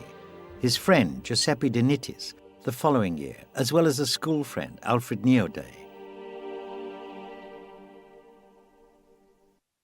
During this decade, the Impressionist exhibitions continued and still stood as major events in the art calendar. However, Degas' role in organizing them was coming under increasing criticism. Paul Gauguin didn't trust him and feared he might sabotage the exhibitions. His chief criticism, and one shared to some extent by Pissarro and others, came from Degas' insistence on including some of his friends in the exhibitions. As a result, in 1882, Degas paid his dues but exhibited nothing of his own. And at the last Impressionist exhibition in 1886, he hung only 10 of the 15 canvases he listed in the catalogue. All 10, however, won great critical acclaim. A series of female nudes shown bathing, drying themselves and combing their hair caused more of a stir than Seurat's famous Sunday afternoon on the island of the Grand Jet, which we now hail as the jewel of the 1886 exhibition.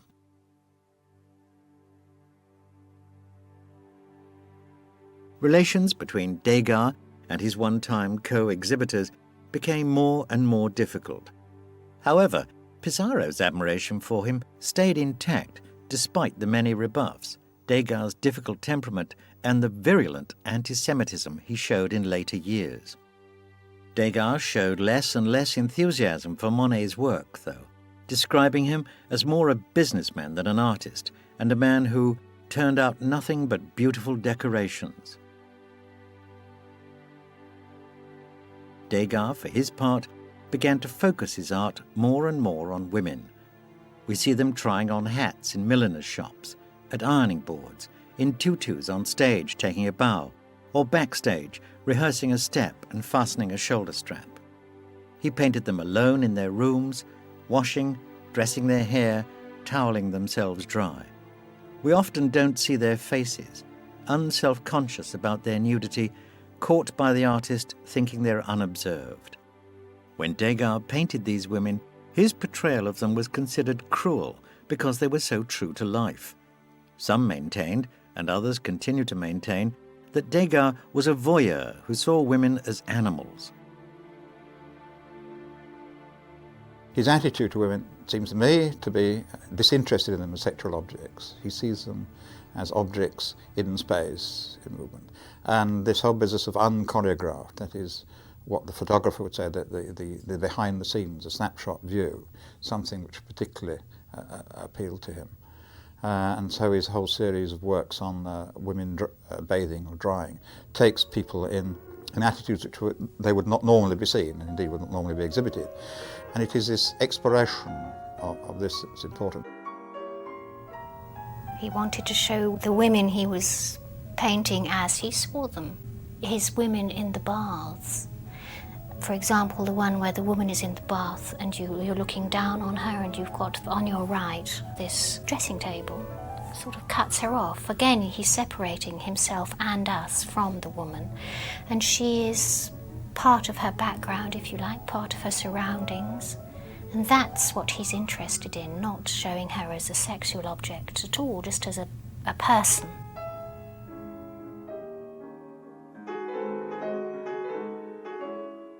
In the last decade of the century, the artist was slowly turning in on himself, opting for seclusion. From 1890, he began to see less and less of his friends, and in 1892 was no longer seen at ballet rehearsals. He authorized fewer and fewer exhibitions of his work, and through a bitterness with growing old, slowly cut himself off from everything.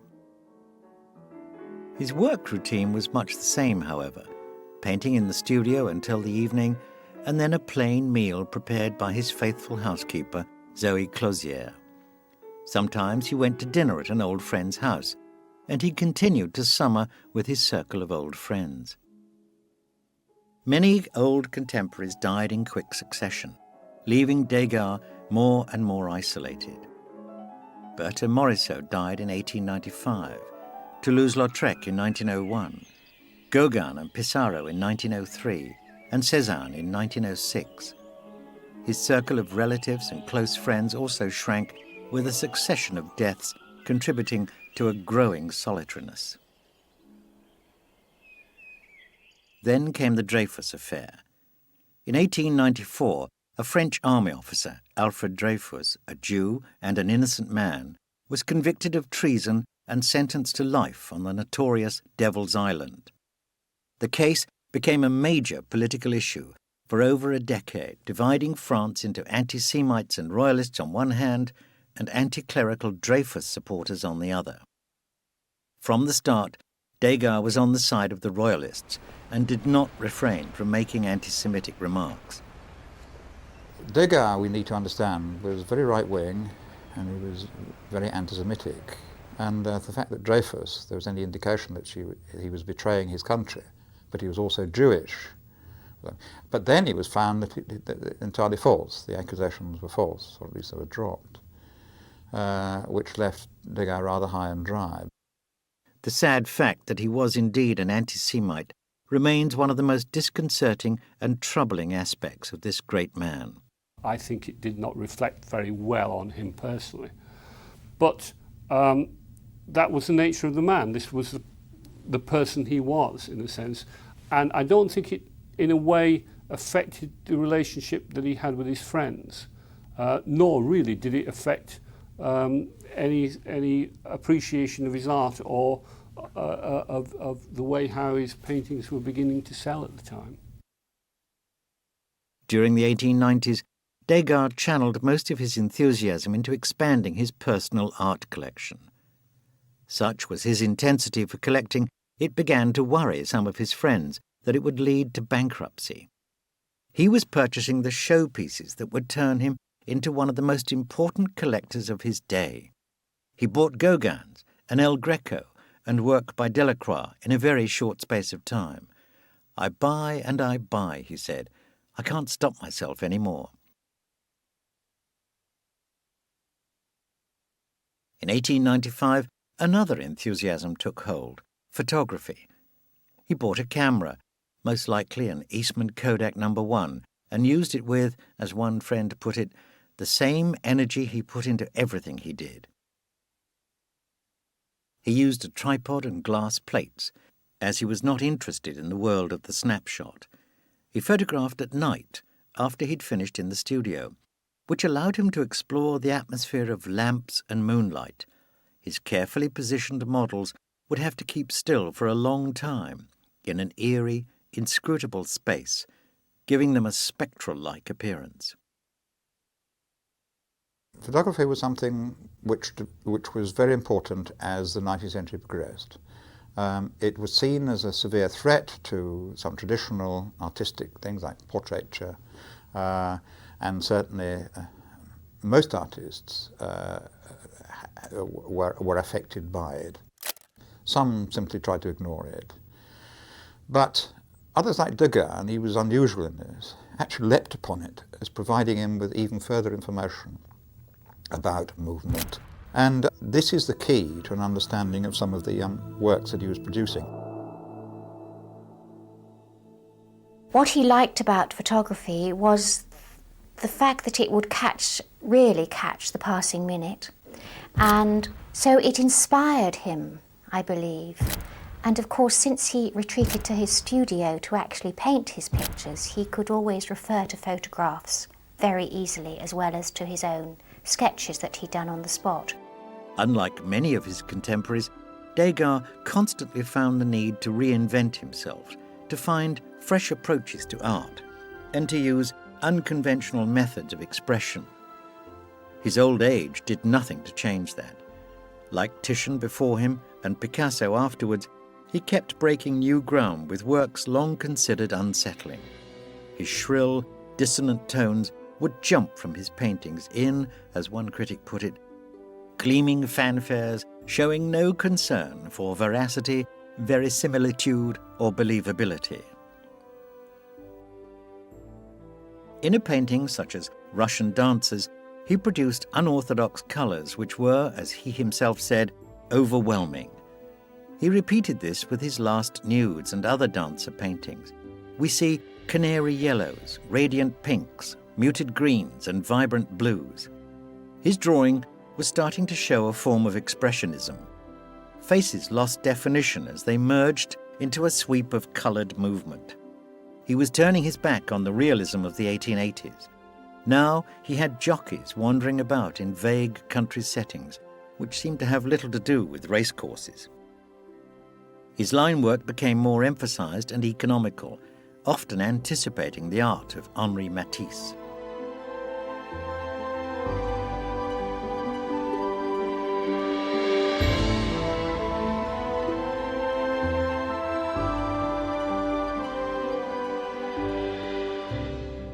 Between 1912 and 1917, Degas was in decline. A friend wrote that he was nothing more than a wreck. He was slowly dying, losing his sight until he was, to all intents and purposes, blind. When he would go out, he could only go a short distance before turning back and would be seen standing outside one of the houses he used to live in, staring at it. But the house had been demolished and there was only an empty space, but Degas couldn't see it.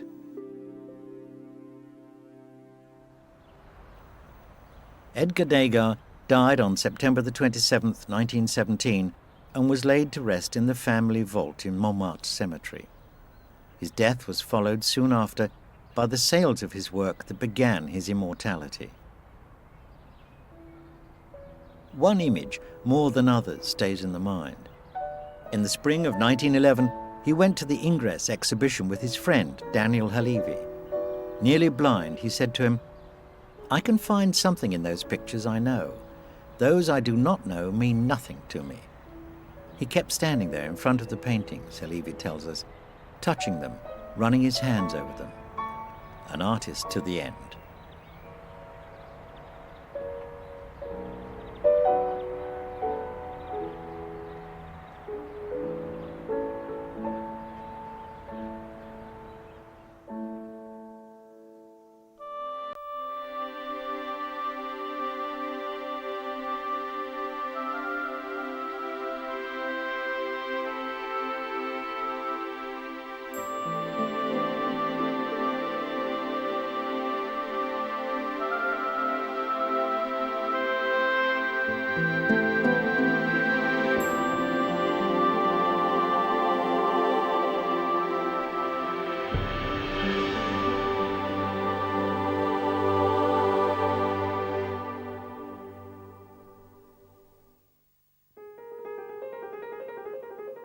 In 1874, an event took place in Paris which marked the beginning of a new era in the history of art.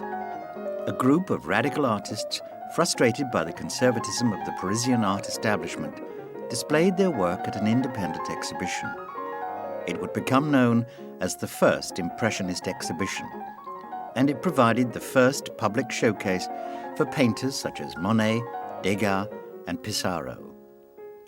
The show also featured prominently the work of a then unknown 33-year-old Parisian, Auguste Renoir. By 1874, Renoir had already played a key role in the development of the Impressionist approach most closely associated with his friend Claude Monet. Though he later reacted against the new art, his status as one of the major Impressionist artists is secure. For many people today, Renoir's uniquely joyous work makes him the greatest of them all.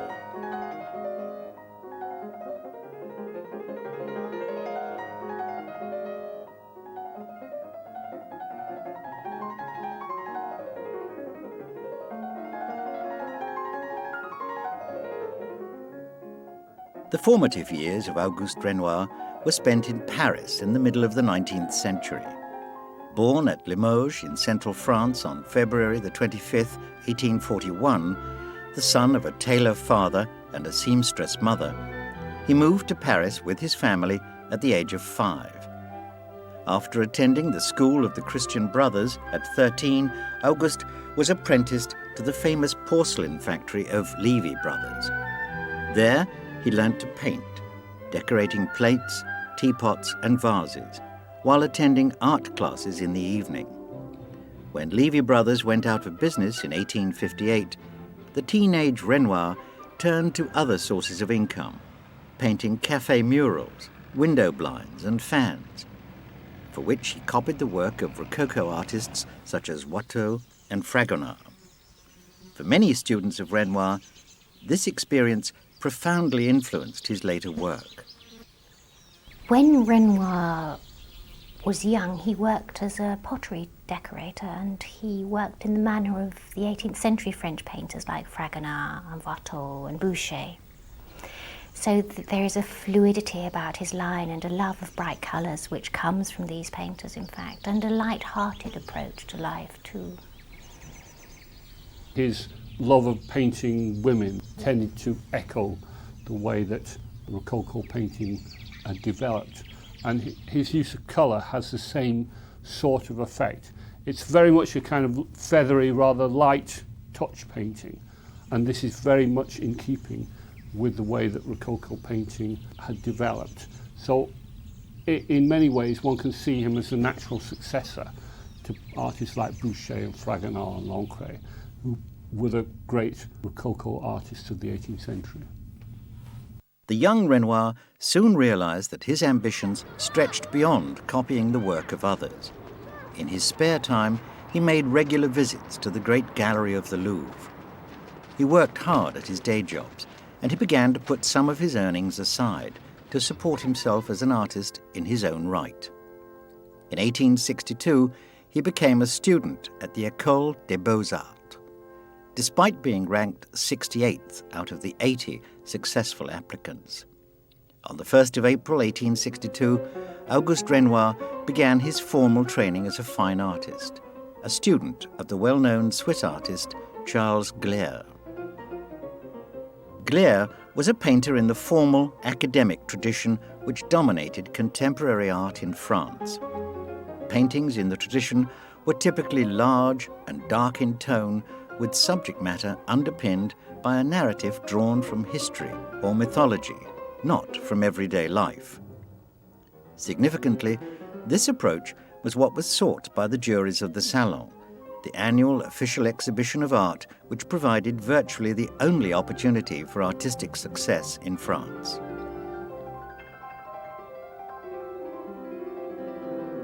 At the time Renoir began to study under Gleyre, however, this tradition was under attack. Artists of the Barbizon school, such as Millet, chose to execute images of ordinary scenes with a lighter approach to colour. The great realist Gustave Courbet insisted that the business of painting was the representation of real and concrete things, not the idealized figures and scenes of the academic tradition.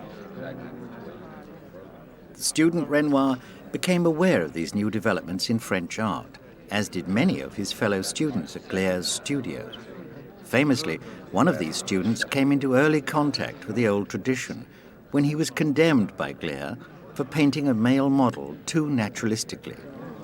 "Nature is all very well as an element of study," said the elder man, "but style is everything." The student concerned was a 22-year-old from Le Havre, Claude Monet. Ultimately, Renoir's art would be influenced far more by his fellow pupil than by his venerable master.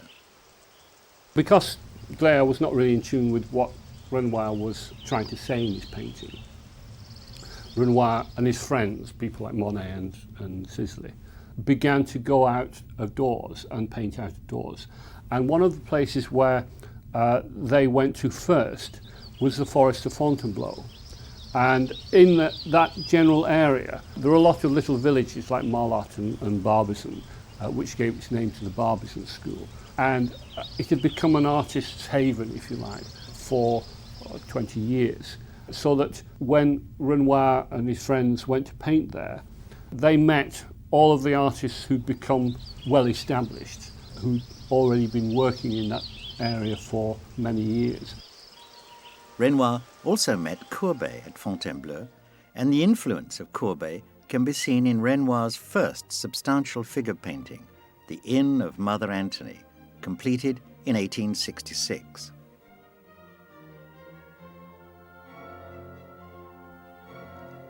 Painted at a hostelry popular with artists, the Inn at Mother Antony shows the landlady's daughter clearing the table. Seated are the artists Jules Lecoeur and Alfred Sisley, while behind stands the figure of Claude Monet. An unidealized everyday scene, the painting shows Renoir already turning away from the academic tradition. Courbet influenced Renoir because he was a realist painter and he painted scenes from everyday life as he knew it. And he was also interested in women, which is something that he and Renoir had in common.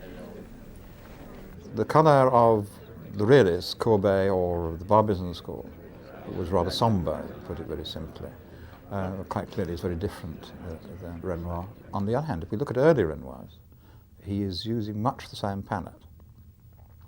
And again, he's concerned with the contemporary and the ordinary.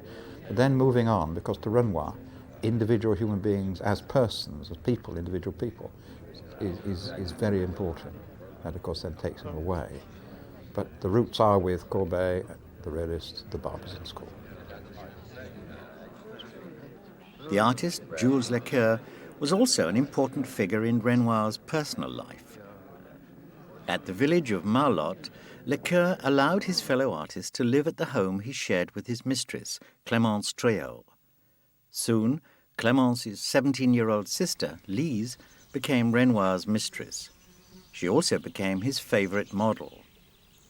In Diana Chasseresse from 1867, Renoir depicted his new companion as the goddess of the hunt in a painting submitted to the 1867 Salon. By using a mythological theme, the artist doubtless hoped to appeal to the academic sensibilities of the Salon juries. It was an appeal that failed. The painting was rejected by the Salon jury.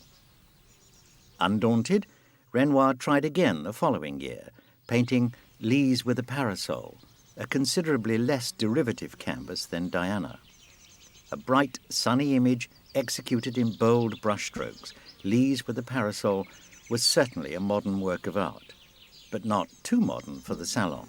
Much to Renoir's delight, the painting was accepted for display, although it would be years before it was actually purchased. Lise Tréhol was Renoir's favourite model until she left to marry in 1972. And her type of face crops up thereafter in his paintings, in fact. Black hair, full features, pouting lips, little snub nose. she sort of created the archetypal Renoir woman.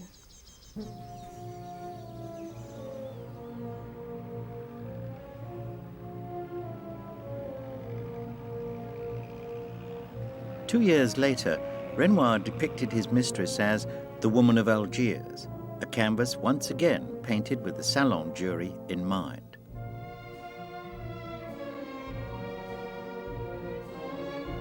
The work of Ingres and Delacroix had established a vogue for Orientalism within the Paris art establishment. Woman of Algiers represented yet another attempt by Renoir to pander to establishment taste. It was a successful attempt. The Woman of Algiers was accepted for the 1870 Salon. Renoir's desire to please the Salon can be seen as a reflection of that institution's continuing dominance in the late 1860s. It also reflects something of Renoir's character, that he sought the traditional route to artistic success and continued to do so long after artists such as his friend Monet had given up in despair. A classless, undemonstrative man, in contrast to the affected, dandyish Monet, Renoir was no revolutionary. His respect for tradition was well known. It was perhaps his love for the Louvre that prompted him to say, "It is in the museum that one learns to paint." By contrast, his future fellow Impressionist Pissarro argued that the Louvre should be burnt to the ground. Pissarro's provocative opinion was not untypical at the time. It was a time when various theories of art were widely discussed. Every day in venues such as the Café Gerbois, artists and intellectuals gathered to discuss artistic issues. In general, Renoir avoided these discussions. For Renoir, the job of the artist was to produce art, not to theorize about it. He complained that many of his fellow painters stayed up so late talking about art theory that they were too tired to get up in the morning to paint. In the late 1860s, Renoir had no such problems. Those years saw him execute not only his salon entries, but other paintings that displayed an increasingly innovative approach. With The Skaters in the Bois de Boulogne, a canvas from 1868, Renoir again adopted bold brushwork to depict a bright snow scene, undoubtedly influenced by the work of Edouard Manet. The following year, alongside his friend Monet, his work would become more radical still. I think Renoir, along with most of the artists at the time, saw his career operating through the Salon. He produced some fairly large paintings in the early part of his career. There's a portrait of the Bois de Boulogne with an equestrian portrait on a fairly sizable scale. There are paintings of Lisa acting the role of Diana, so that rather in a classical mould, so that he saw his career within that standard tradition of salon artist. It was because, like his friends, he didn't fit in completely with that salon system, that gradually he found that his ideas had led him in a different direction. And because of that, his work tended to veer away from the more traditional kind of salon painting that it was in the early years, so that by the late 1860s, he was very much more in the Impressionist camp and was seen as working independently from the established artists of the day. With the benefit of hindsight, the summer of 1869 can be seen as one of the most remarkable few weeks in art history. That summer, the struggling Renoir, as usual, stayed with his parents at Louveciennes. His friend Monet stayed at nearby Saint-Michel. Famously, Monet's poverty was so severe that Renoir was compelled to steal bread from his mother to feed his fellow artist. Despite their privations, the two artists continued to paint at La Grenouillère, a popular bathing spot on the River Seine. Working alongside each other, Renoir and Monet adopted even more choppy, fragmented brushstrokes, filling their images with a sense of life and movement but reducing the level of detail as never before. The result is that the viewer obtains only a fleeting impression of the scene. For this reason, many art historians consider these 1869 works to represent the birth of Impressionism. Renoir and Monet's approach to colour was also significant. Both artists experimented with the use of unmixed colours, with a strong emphasis on the primary colours and their complementaries.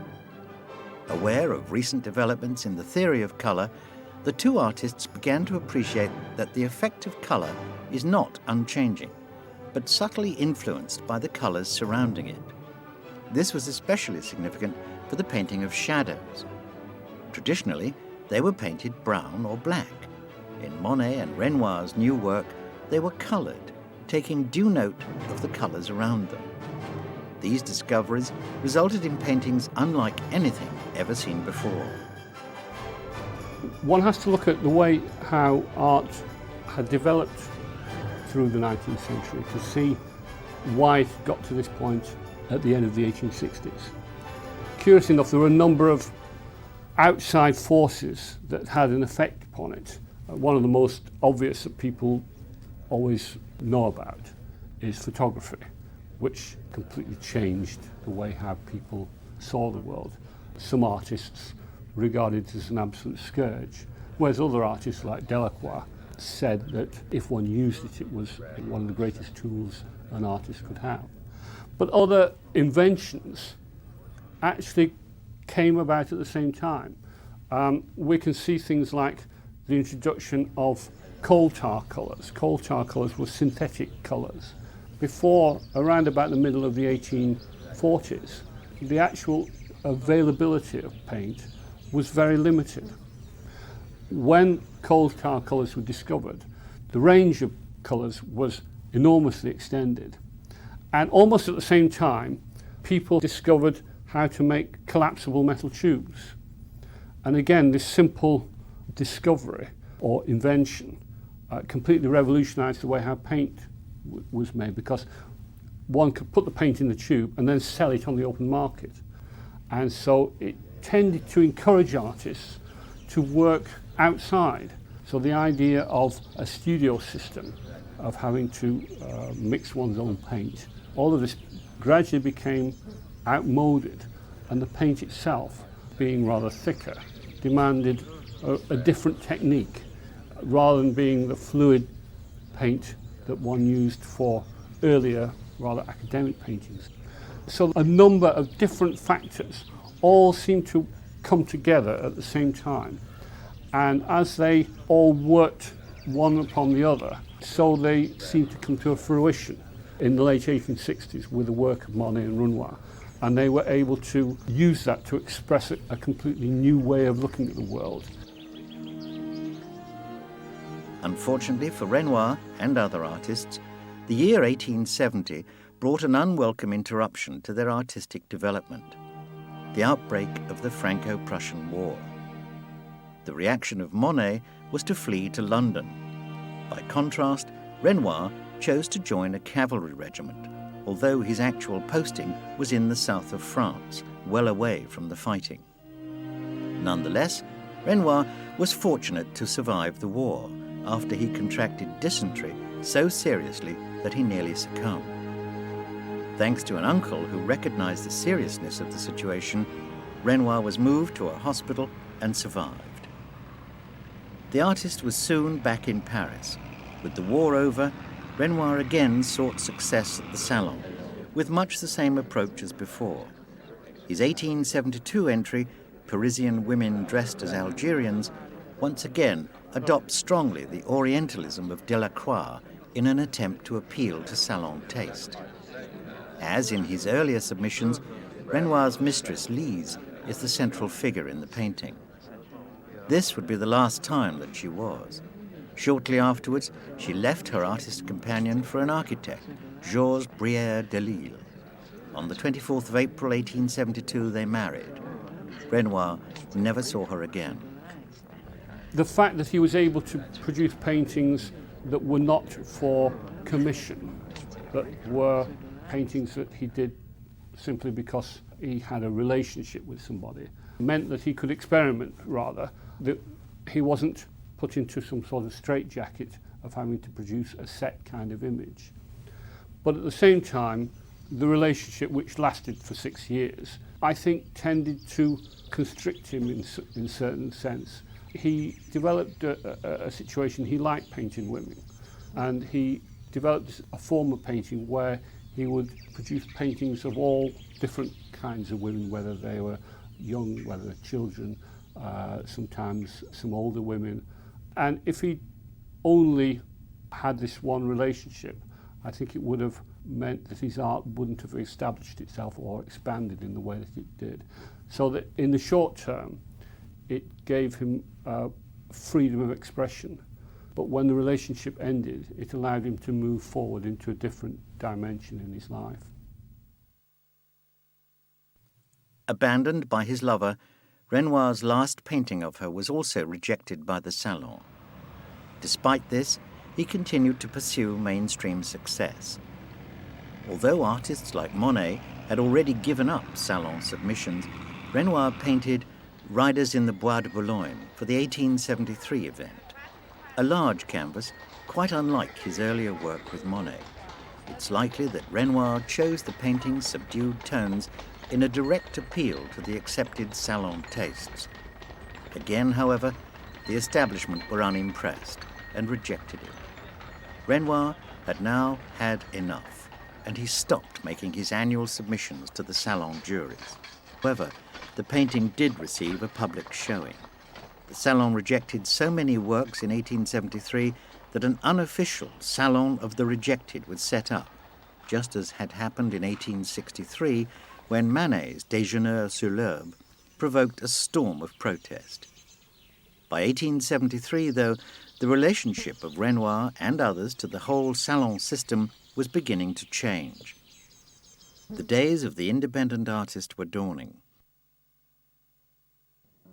In 1873, Renoir finally succeeded in selling Lise with a Parasol for some 1,200 francs.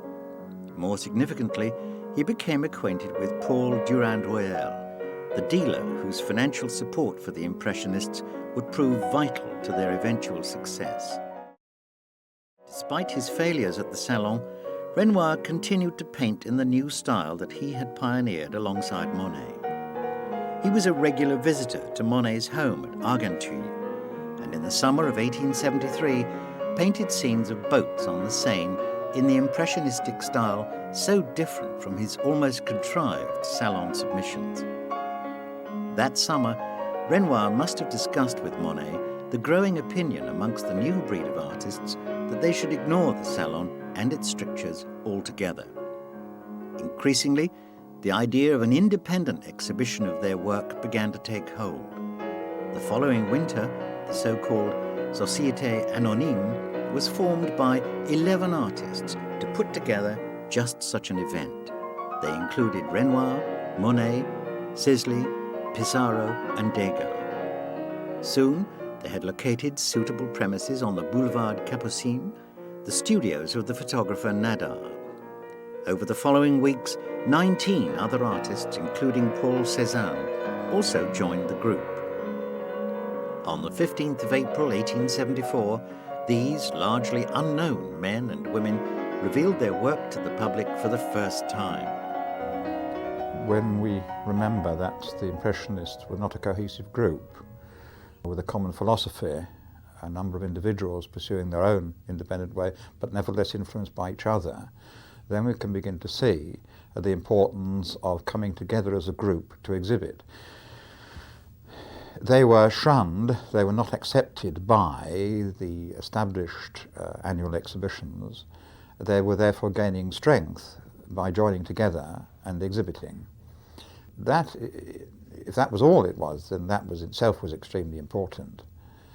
But the sparking off of seeing their works in relation to each other outside of the studio, but actually in an exhibition sense, must also have provided a great deal of impetus and inspiration, as well as argument, because they didn't all get on with each other and disagreed often very fiercely with each other about their work.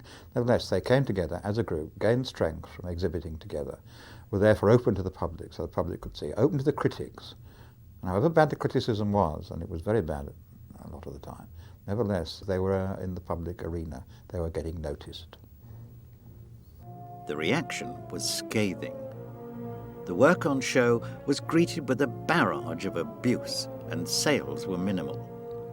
Critics, schooled in the academic tradition, condemned works such as Monet's Impression Sunrise as amateurish or unfinished. The critic, Louis Leroy, borrowed the title of this Monet seascape to condemn the whole show as the exhibition of the Impressionists. By doing so, he gave this new artistic approach its name. The Impressionist school was born. Unlike some of his fellows, Renoir was able to sell 3 canvases at this first Impressionist exhibition, including an image of a young woman of society at the theatre. It has become one of the best-known works of Renoir's whole career, The Box, more usually referred to in the French La Loge. La Loge is the picture of a very beautiful woman looking at us from her opera box. She's dressed in a black and white dress, which means that Renoir actually has to use black. And behind her is a man who is not looking at us. On the contrary, he is looking up to his left at someone else in another box. So the woman is caught between us and the man. She is a captive audience, really. She's not looking at us. She has a slightly glazed expression on her face. She'd be looking at the stage, probably. And the man is looking elsewhere than at her. The technique of this painting is a very loose, fluid brushstroke, which is directional. He uses a different brushstroke, for example, for her hair than he does for her glove. It's not the short Impressionist brushstroke, although there are colours reflected in the white of her glove and other parts of her dress, but they're blended in very carefully. In fact, they don't jump out at us. It looks like a painting in black and white. You have to look closer to see that it's not. And the woman is in this rather enclosed space. I think he's saying something about the vulnerability, actually, of females. It was actually one of the very few paintings that was sold out of the first Impressionist exhibition. And rather curiously, it sold for 425 francs, which seems a rather odd sort of figure, until we find out that that was precisely the sum that Renoir needed to pay his rent, and he wouldn't take a cent less. So when he sold it, it simply provided him with enough to pay the rent, and then he was able to continue working onto his next painting. The next year, Renoir helped to organise an Impressionist auction at the Hotel Drouot, a notorious event chaired by Paul Durand-Ruel, where members of the public turned up simply to hurl abuse at the proceedings. Renoir's works sold for little more than 100 francs each, although he did meet an admirer in Victor Choquette, a collector who commissioned Renoir to paint several portraits of himself and his family. Choquette also brought 6 of the canvases displayed by Renoir at the second Impressionist exhibition of 1876. However, criticism of the Impressionist school continued to be fierce. Renoir's Nude in Sunlight was a particular target for the critics, whose contempt for the work often descended into bitter invective. In the words of La Figaro's Albert Wolff, "Try to explain to Monsieur Renoir that the torso of a woman is not a mass of decomposing flesh with green and violet patches like a corpse in a state of severe putrefaction." Renoir was the artist who introduced a completely different palette, a new palette of colours to the Impressionists. And it became known as the rainbow palette because essentially it was the colours of the rainbow from red to violet plus white. And within that, it excluded the use of black. So that when he came to paint pictures like The Swing, where one gets dappled sunlight or the Nude in Sunlight, where you see effects of colour in sunlight. He restructured the way how he used the colour, using mainly violet for the shadow colours and oranges, yellows, bright colours for the sunlight, where the dappled light would come through the trees, for example. And through that process, he began to see that the painting demanded the use of complementary colours, so that wherever one had a bright area, the complementary shade area, the shadow area, was the opposite colour on the colour spectrum. And so introducing this new palette allowed him to work out the complementaries that were required for a painting in a much more precise and almost scientific way. The nude in sunlight and the swing are the most amazing paintings. Beautiful blues and dark blues and whites and the green of the trees all blending together in the kind of light that comes through trees in the summertime. In the nude especially, her skin is translucent. It's incredibly beautiful painting, although the critics at the time compared it to decaying flesh because she has green tints in her, which of course Renoir put in because he believes that this was the leaves being reflected in this very light coloured skin. It's a masterpiece in its way, in fact, of his perception of light reflecting in various different ways on a woman's body. Despite the critics, by 1876, things were beginning to improve for Auguste Renoir. He had discovered a new patron, the publisher Georges Charpentier, a man whose valuable portrait commissions would result in some of the artist's finest work. Improving sales also enabled Renoir to rent rooms and studio space on the Rue Cordon in Montmartre. Near his new home in 1876, he painted the public dancing area frequented by young Parisian men and women, a place whose name would give the painting its title. A large and ambitious work, it remains possibly the most famous Renoir of all, the Moulin de la Galette. As with many of his paintings, Renoir used personal acquaintances as models for the Le Moulin de la Galette. The figures in the front of the scene are all friends of the artist. Behind them, the recognizable figures disappear into individual blobs of color, a trademark of Impressionist brushwork. The atmosphere is lively and carefree, an undeniably contemporary scene of the middle classes at their Sunday leisure. Perhaps best of all, Renoir used dappled patches of sunlight to illuminate the canvas and add to the sense of vibrancy and movement. Appropriately, this masterpiece now resides in the gallery that Renoir so admired, the Louvre. The Moulin de la Galette was perhaps not the absolute masterpiece of his entire career, but I think it was the summation of his first major Impressionist phase. Renoir conceived this idea of producing this painting on a fairly large scale of his friends all drinking and dancing at the time, so one can see people recognise individual people. So that it became a major statement of what Impressionism was about and his ideas of Impressionism. And from there on, he then moved into a slightly different phase of his career. Moulin de la Galette was by far the finest work displayed at the Third Impressionist Exhibition of 1877, and it was bought by his fellow painter Gustave Caillebotte. But Renoir was now beginning to grow disillusioned with the Impressionist shows. Partly this was due to his increasing success as a portraitist. Although he still suffered financial problems, the commissions he received from Georges Charpentier proved especially valuable. Charpentier's connections also enabled Renoir to move in rarefied society circles.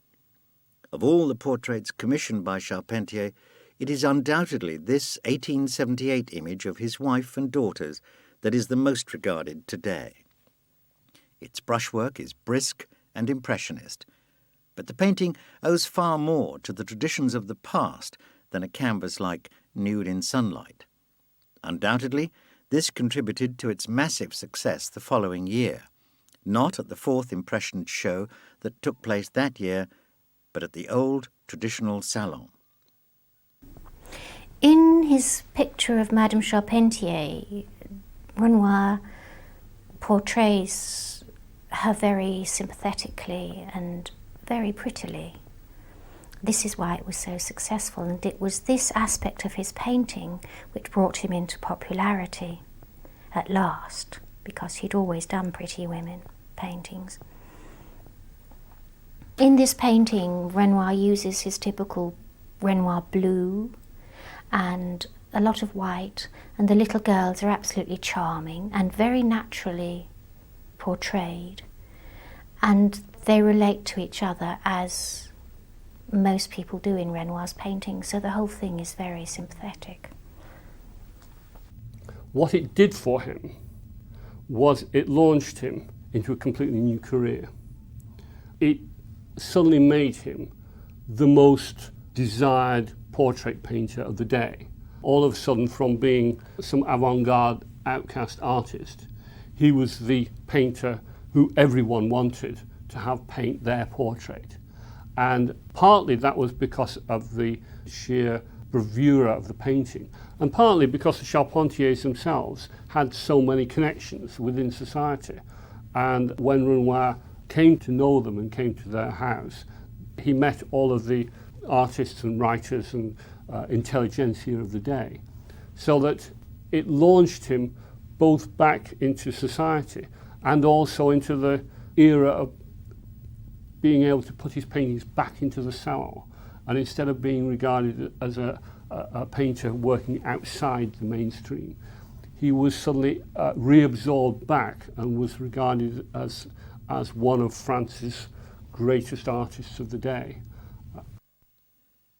Renoir was ultimately a pragmatist. His desire for mainstream success was as strong as anyone's. With the success of the portrait of Madame Charpentier, he stood on the brink of fame. As the Impressionist Pissarro said at the time, "I do believe Renoir is launched. So much the better. It's so hard to be poor." Salon success did not prevent Renoir from continuing his artistic development. He considered his salon entries to be purely a matter of business. In other works of the time, he continued with an overtly impressionist approach. In 1881, he again turned to the large group scene with The Luncheon of the Boating Party. Again, he used acquaintances to model for the relaxed and cheerful characters that populate the scene. Significantly, the young woman with the dog is Aline Charigot, a 21-year-old milliner who had become Renoir's mistress the previous year. They would stay together until parted by death 35 years later, and Aline would become the artist's wife and mother of his 3 sons. By the time he painted this, one of his best-loved scenes, Renoir's personal life was beginning to settle.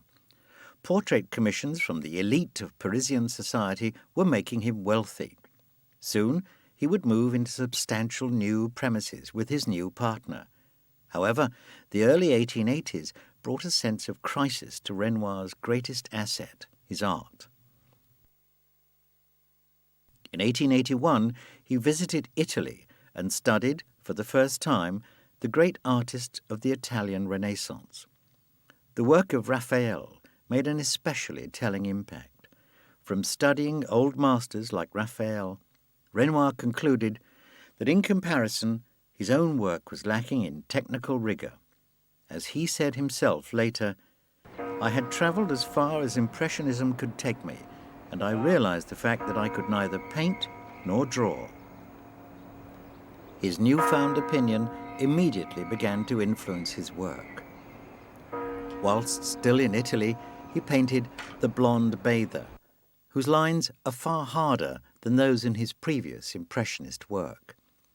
Elements of his 1884 canvas, The Umbrellas, are also indicative of Renoir's new approach, what he later termed the period of his manière aigre, or harsh manner.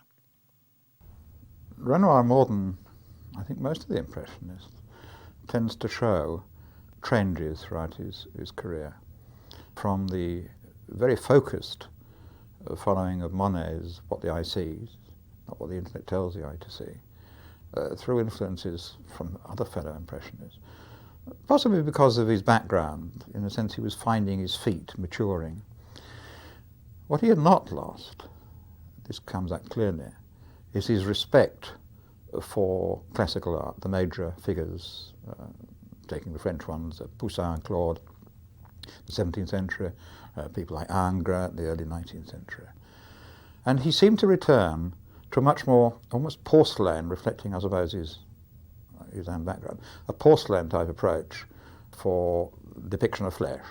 And his so-called harsh later work, he returns to hard outlines rather than merging forms. His paint strokes are smaller, which is again very reminiscent of the 18th century Serre Boucher. Colour tends to be less harsh, contrast. The works are much more contrived in the sense of being composed and altered, the composition. This is shown most clearly in a painting called The Umbrellas, which was begun in 82 and finished in 86. And the little girl on the right, for example, is in his old manner, loose brush strokes, lots of different colours and blending loosely together, whereas the woman on the left, the young woman in the navy blue dress, is done in his new harsh manner, and she's definitely outlined. There are no reflections in her dress, or few that you can notice. And here the two different styles are very beautifully juxtaposed. As early as 1882, Renoir had ambitions to paint a great masterpiece that incorporated his new artistic thinking. He decided to paint a figure composition of nude bathers, for which he would prepare meticulously. The sheer number of preparatory drawings and oil sketches he produced suggest a man keen to create a timeless work of art. In the oil sketches, we can see Renoir's new enthusiasm for line. In the finished work, completed eventually in 1887, we can also see his remarkable new ability to depict the colour and texture of skin, an ability first revealed in his Blonde Bather of 1881. The Large Bathers, as the finished work was titled, was shown at the Salon of 1887. For many people, it is an unrivalled image of sensuous femininity. For some, Renoir's new technical concerns resulted in a painting that was undeniably beautiful, but also affected and contrived. The Large Bathers of 1887 can be seen as marking the end of Renoir's harsh manner. Soon, his worries concerning his drawing ability faded away, and his edges became increasingly indistinct once more.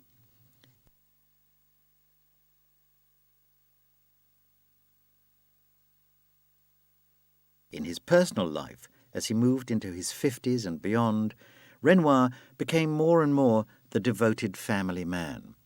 His first child, Pierre, was born in 1885, followed by two more sons, Jean and Claude. His delight in fatherhood shines through in the portraits he painted of them.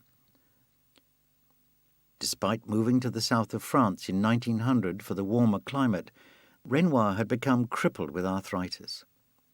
The affliction ultimately cost him the use of his hands. But by strapping his brush to his arm, Auguste Renoir continued to paint right up until his death. The period in the south of France represents the last stage in Renoir's life and artistic career. In 1903, he settled for 6 years at Cagnes. Sitting on his balcony, in spite of his discomfort, he was able to capture the wonderful sunlit colours of the region. He also painted still lifes and maintained a busy schedule of portrait commissions, as well as continuing to paint his beloved family. Perhaps the most famous paintings from this final period of his life were his depictions of Gabrielle, the Renoir children's nurse. Renoir's enthusiasm for the nude stretched back long before his harsh period to his Diana of 1867. But it is possible that only in later life did he develop his own unique approach to this time-honoured branch of fine art. In 1904, he executed La Boulangère, a typical Renoir nude of the time, its reference points hailing not so much from Impressionism as the Venetian masters, Titian and Giorgione. But of all Renoir's nudes, it is perhaps his depictions of Gabrielle, his children's maid, that remain the most enduring. His last great model was a girl called Gabrielle Reynard. She was a peasant girl from Essoyer, down near Cannes, where Renoir moved towards the end of his life.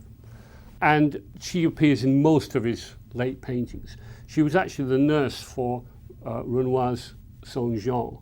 But Renoir began to select maids and people to work in the house whose skin tones and whose facial bone construction, if you like, fitted his ideal of what a model should be.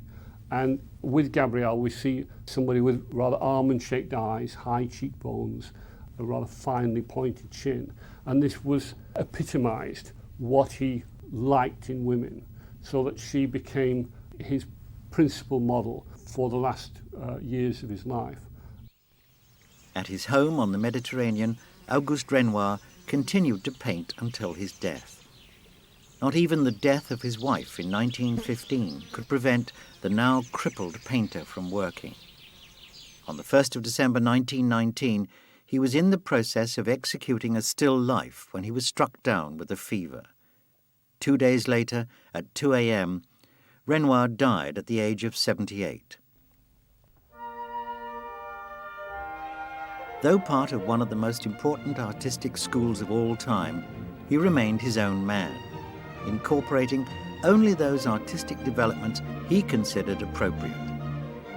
He was unashamed of his own ambition and became a devoted family man when success eventually arrived. For an Impressionist, he was also unusually respectful of the past.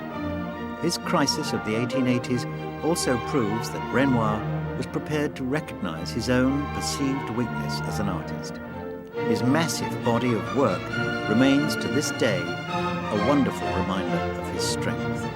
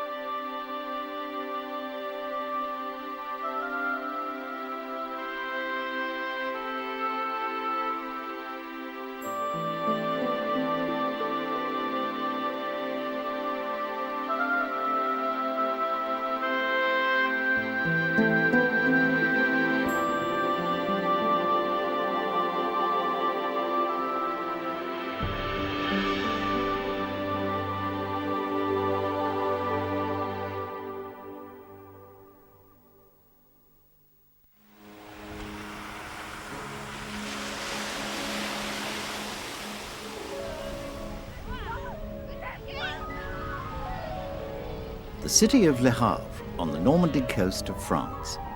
In the mid-19th century, this old seaport was the childhood home of one of the greatest artists of all time, Claude Monet. In his long working life, Monet was an innovator with a radical new approach to painting, an approach that would become known as Impressionism. Well into middle age, his unswerving commitment to this new approach resulted in a life of poverty. But by the end of his life, Monet had become wealthy, a celebrated figure whose works were recognized as true masterpieces. Today, Monet's paintings sell for millions, reflecting his status as an artistic genius and the greatest of the Impressionists. Oscar Claude Monet was born in Paris on the 14th of November 1840. But at the age of 5, he came to Le Havre, where his father, Adolphe, worked successfully as a grocer and ship's chandler. Little is known of the boyhood of Monet. His school days were apparently unremarkable. But from his teenage years, his artistic leanings were already apparent. By the age of 15, he was a cartoonist and caricaturist. His drawings were sold in a local art shop for 20 francs each. Also on sale in this shop were the works of a local artist, Eugene Boudin. Unusually for the time, Boudin was an enthusiast for painting in the open air. When he persuaded the teenage Monet to paint out of doors alongside him, the younger man was fired with a passion for open-air work. It was a passion that would never leave him. Monet later said it was almost like the lids were taken off his eyes and he could see what painting could become. And so almost from the very beginning, when he started life as a painter, it was as an outdoor painter, as a plein air painter at the time. And so this instilled in him a lifelong belief in outdoor painting.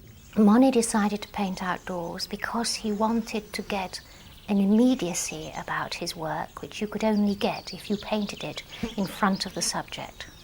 He was also very interested in light, as seen outdoors, natural light. That was his main preoccupation for most of his life. One of the important things about Monet is to appreciate that he was almost single-mindedly pursuing one aspect of this pursuit of realism. In his attempt to do that, he felt increasingly that the object that was in front of him, be it a tree or a figure or whatever it was, or a facade, was something which needed to be captured. Transferring an impression that you might do as a sketch and then going to the studio and trying to put it down, you're removed from the actual sensation. So you needed to get nearer to the sensation. In later life, Monet recalled the significance of his outdoor work with Boudin. Suddenly a veil was torn away. My destiny as a painter opened up to me. Still a teenager, he announced to his family his intention to become an artist. In May 1859, he journeyed to Paris, the center of French cultural life. The young Monet soaked up the bohemian life of the city. He visited the great annual art exhibition at the Salon. He frequented the bars and cafes popular with the artistic community, and he worked at the Swiss Academy, a famous studio open to any artist for a small cash sum. Here, he also met Camille Pissarro, a painter who would later become a key figure in the Impressionist movement. However, Monet's first stay in Paris was not especially productive. By his own admission, he wasted a lot of time with a lifestyle that bordered on the feckless. Perhaps because of this, when he was chosen for military service in 1861, his father refused to buy him out of his responsibility. Claude joined the cavalry and served in the North African colony of Algeria before contracting typhoid. Sent home to convalesce, his aunt, Sophie Lecadre, paid 3,000 francs to bring his military service to an end. As the only member of Monet's family to truly support his artistic ambitions, it was a fine gesture, and her nephew took advantage of it. Having promised a more serious approach to his work, in November 1862, Monet returned to Paris. The start of his second Parisian experience is now the stuff of artistic legend. He joined the studio of Charles Gleyre, a leading painter in the academic tradition of French art. This tradition emphasized art produced in the studio, with subject matter restricted to the historical or mythological, and a physical painting technique inherited from the old masters. When Monet arrived at Gleyre's studio, this tradition was totally dominant in France. The young man was quickly introduced to its strictures, when Gleyre condemned him for painting a male model in a natural, lifelike manner. "Nature is all very well as an element of study," said the master, "but it offers no interest. Style, you see, is everything." The 22-year-old Monet already disagreed strongly with Glaire's opinions, but his time at Glaire's studio was nevertheless productive. His fellow artists there included Frederic Bazille and two future Impressionists, Alfred Sisley and Auguste Renoir. In 1863, these young artists began to paint together at the Forest of Fontainebleau outside Paris. It was a significant venue. Here, the great Camille Corot and the Barbizon school of painters had sought to push back the boundaries of the academic tradition. Painting in the open air, their landscapes are more natural and their subject matter more mundane than a typical salon painting of the time. In the mid-1860s, Monet continued his artistic development in the Fontainebleau forest, with landscapes such as the Road from Chailly. Works such as these were not yet revolutionary, but Monet was already sure of his abilities to the point of arrogance. Though not yet established as a painter, he affected a lordly, aristocratic air. This was in spite of the fact that he was often in dire poverty, begging Bazille and the others for money and painting materials. His strong belief in himself was amply demonstrated in 1866, when he began his first major piece of work, Les Déjeuners sur l'Herbe. This was to be Monet's version of the famous painting by Edouard Manet, which had outraged Paris society 3 years before with its bold brushwork and depiction of nudity in the shockingly contemporary setting of a Parisian park. Monet sought to trump the older man's achievements with a canvas 4 times as large. He hoped that it would prove triumphant at the 1866 Salon, the annual official exhibition which remained the only route to success for any aspiring artist. It was an ambitious project which turned out to be too ambitious. Monet lost valuable time when he was bedridden with an injured leg. When he eventually recovered, he completed several sketches and a final oil study before starting work on the final painting. But he soon realized he would be unable to complete his huge task in time for the Salon, and so he simply abandoned it. Only 2 large fragments of the work survive.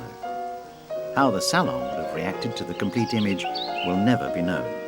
For Monet, it was almost the title that he took and very little else.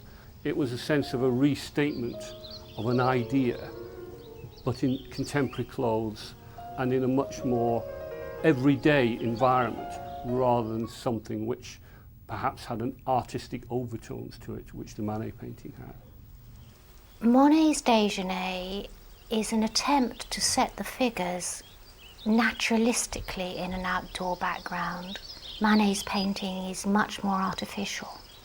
Monet gives much more emphasis to the trees, to the landscape. They take up, in fact, about half the top part of the painting. And his figures below the trees, having their picnic, have dappled sunlight shining on them. Unperturbed, Monet decided to present a more conventional portrait to the 1866 Salon, The Woman in a Green Dress, a painting which indicates a change in Monet's personal life at the time. The model for the portrait is Camille Dancière, Monet's girlfriend, a young woman who also posed for all the female figures in Les Déjeuners sur l'Herbe. The Woman in a Green Dress proved popular at the Salon, and Monet quickly forgot his problems with Les Déjeuners and proceeded to his next Salon entry, Women in the Garden. For the first time, Monet decided to execute a large painting entirely in the open air. To do this, he dug a trench so that the 8-foot-high canvas could be moved up and down by means of a pulley system. The result was Women in the Garden, in which the female figures are, again, modelled by his companion. It remains a fine work, with striking colour contrasts between the women's dresses and the grass of the garden lawn. However, The Women in the Garden is possibly more significant for its means of execution than the finished painting. It is said that the French realist artist Courbet visited Monet as he painted the canvas and found him sitting apparently idle before it.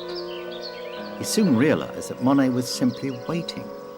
Before painting the leaves onto the trees, he wanted the light to be exactly right. This concern with the transitory nature of light would come to be a massive feature of Monet's future work. The light in the painting had to be consistent across the whole canvas. And Courbet couldn't understand that for Monet, the whole painting had to be produced within the same light scheme, so that as the light dictated the way how the figures were painted, so it would dictate how the trees, the grass and everything else in the painting was painted. And then the whole thing would become a unified picture. Monet became a very single-minded pursuit of what the eye saw, not what the intellect told the eye to see. Was tied up with a lot of other artists who were also interested in the whole business of optics and of vision. And a number of very eminent scientists were working at theories of colour, theories of vision and so on. Monet and Pissarro were both interested in Chevreul's colour theories. So after the late 60s, for several years in fact, they limited their palette more or less to the three primary colours and their complementaries. Initially, he was relying, I think, very heavily upon what Manet was doing. The flat areas of colour, in other words, light as floodlighting from the front, cutting out lots of gradations. So you've got brightly lit areas, bright areas of colour, almost cardboard cutout, one against the other. That early work in the garden, it's clearly that the figures there are seen in full light against what is much more, as we can see now, an Impressionist technique in relation to the trees and the grass and so on. That's a way that he was beginning to explore. Unfortunately, his innovations were lost on the juries of the 1867 Salon. They rejected the work, which was a genuine blow for the artist. The late 1860s were a time of grinding poverty for Monet. In 1867, still unmarried, he was presented with a son by Camille, which only increased his financial burden. Moving on regularly, in 1869, the Monet family found themselves at Bougival, near Paris, while Renoir lived with his parents at nearby Louveciennes. Claude and Camille were so poor that Renoir resorted to stealing bread from his mother to feed his fellow artist. The history of art can be grateful for his ingenuity. That summer at Bougival, on the waters of La Grenouille, Monet and Renoir painted together, and a revolution was born. The work produced by the two friends at La Grenouille in 1869 was remarkable, with Monet's painting the more daring of the two. In a canvas like Bathers at La Grenouille, the artist used vigorous and fragmented brushstrokes that allow no scope for close-up detail. The bathers in the water are just blobs of paint. What is captured on the canvas is a fleeting impression of the scene, just as in real life, an individual is unable to comprehend all the detail within the visual field. Paintings like this, and the canvas simply entitled La Grenouille, also demonstrate a new approach to colour. Both Monet and Renoir began to use unmixed colours, with a strong emphasis on the primary colours and their complementaries. Drawing from the colour theories of the chemist Eugène Chevreul, the two artists discovered that the effect of colour is not unchanging, but is affected by the colours surrounding it. This discovery profoundly changed the painting of shadows. Previously, they were painted brown or black. Monet and Renoir now began to colour them according to the colours around them. These discoveries resulted in paintings unlike anything ever seen before. Monet, through working with Pissarro, in fact, found that shadows were not black. He dispensed with black from his palette in the 60s. His shadows not only were not black, but they reflected the complementary colours of the colour he was using for shadows. So if he had a blue shadow, he'd have a little dots of orange in as well. He saw that shadows reflected what was around them, just as ordinary objects did. When Monet began to look at light, particularly because he was painting everything out of doors, he simply looked at the colour, irrespective of whether it was shadow, highlight, whatever, and then put that colour down on the canvas. We begin to see how the shadow colour is as brilliant and as varied and has as much intensity of colour as highlights. And this completely revolutionised how people saw colour. Because he was able to perceive it more clearly, it became much more radical on the paintings. Shadow had tended to be the opposite of light, negation of light. In other words, it was dark, very often variations on black. Monet realised that in fact it's much more complicated than that. It is the loss of light from a particular direction because of an object getting in the way, but it is also takes onto itself reflected light from its surroundings. So it becomes, each shadow therefore becomes very different and individual. But works like these did nothing to ease Monet's financial predicament at the time. He made another attempt at salon success in 1870 with The Luncheon, a painting far more conservative than his work at Bougival. Its rejection made Monet give up the whole idea of painting for the salon. That summer, he returned to his own approach. Monet met Renoir when the two were actually at a studio, Glaïeu's studio in Paris. They probably wanted to do large-scale paintings, but simple financial restraints meant that they couldn't do that, and so that they reverted rather to producing smaller paintings, which were in fact the first beginnings of what Impressionism was all about. They began to see a virtue more in the idea of working more fully on what were originally sketches and then exhibiting them as finished paintings. It rather cut them off from the idea of sending works to the salon. The salon rather demanded large-scale finished paintings. But at the same time, it opened them up to a different clientele, people who could not afford huge paintings 10, 12 feet high. Still poverty-stricken, he married Camille on June the 28th.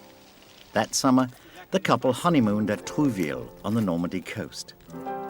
There, Monet painted a series of small beach scenes, painted quickly and entirely in the open, proved, if proof were needed, by the grains of sand blown into the paint of his canvas, the beach at Trouville. Here, his bold approach to brushwork can again be witnessed, notably in the dress of the woman on the left, the new Madame Monet. Of course, the viewer could not know the identity of either woman directly from this image. Again, it is the impression that counts.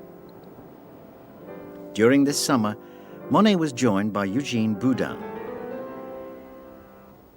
The contrast between Monet's beach scenes and creations of his old mentor are striking.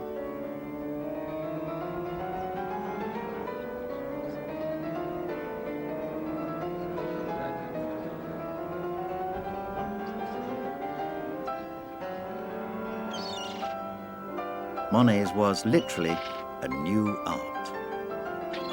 As Monet painted his wife on the beach, however, politics were about to intervene in his life. In July, the Franco-Prussian War broke out. As an opponent of the French emperor, he decided not to fight. Leaving his wife and child with Boudin, he fled to London. It was an important experience for him.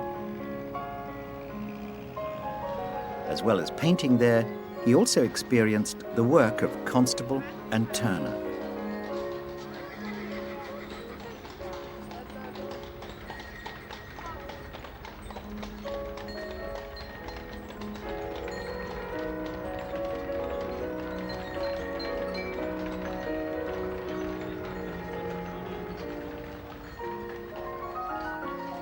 He also met up with Pissarro, who had also fled the war, unlike Basile, who chose to fight and was killed as a result. Most significantly in London, Monet met the art dealer Paul Durand-Ruel, a man whose support for Monet and the Impressionists would prove to be massively important. Durand-Ruel's purchasing power made itself felt as soon as Monet returned to France following the end of the war in 1871. By buying many of Monet's works, the dealer enabled the artist and his family to set up home in Argenteuil, a riverbank suburb of Paris. It was a town best known as a boating resort. Its regattas attracted international competition. Boats and river scenes would provide much of Monet's inspiration over the next 7 years. In 1872, he painted Boats Regatta at Argenteuil, a small work notable for the reflections on the surface of the water, executed quickly in unblended, self-contained colour. In paintings like this and The Red Boats of 1875, Monet's skill with colour is apparent. By contrasting complementary colours like red with green, he accentuates the effect of both.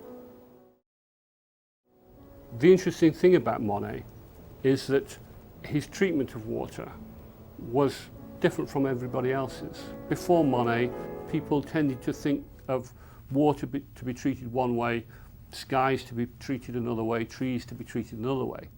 For Monet, it was all the same, so that the context in which he saw the water defined the colour that he saw within it. And when he could understand how the colour worked, he would put that down. Every single painting of water that he did was a completely new, different painting. And yet, the sense that we get of water within his paintings is much more powerful than in any paintings that had ever been done before. His desire to paint the life of the river led Monet to construct a floating studio, which he would moor before sitting down to effect his open-air paintings.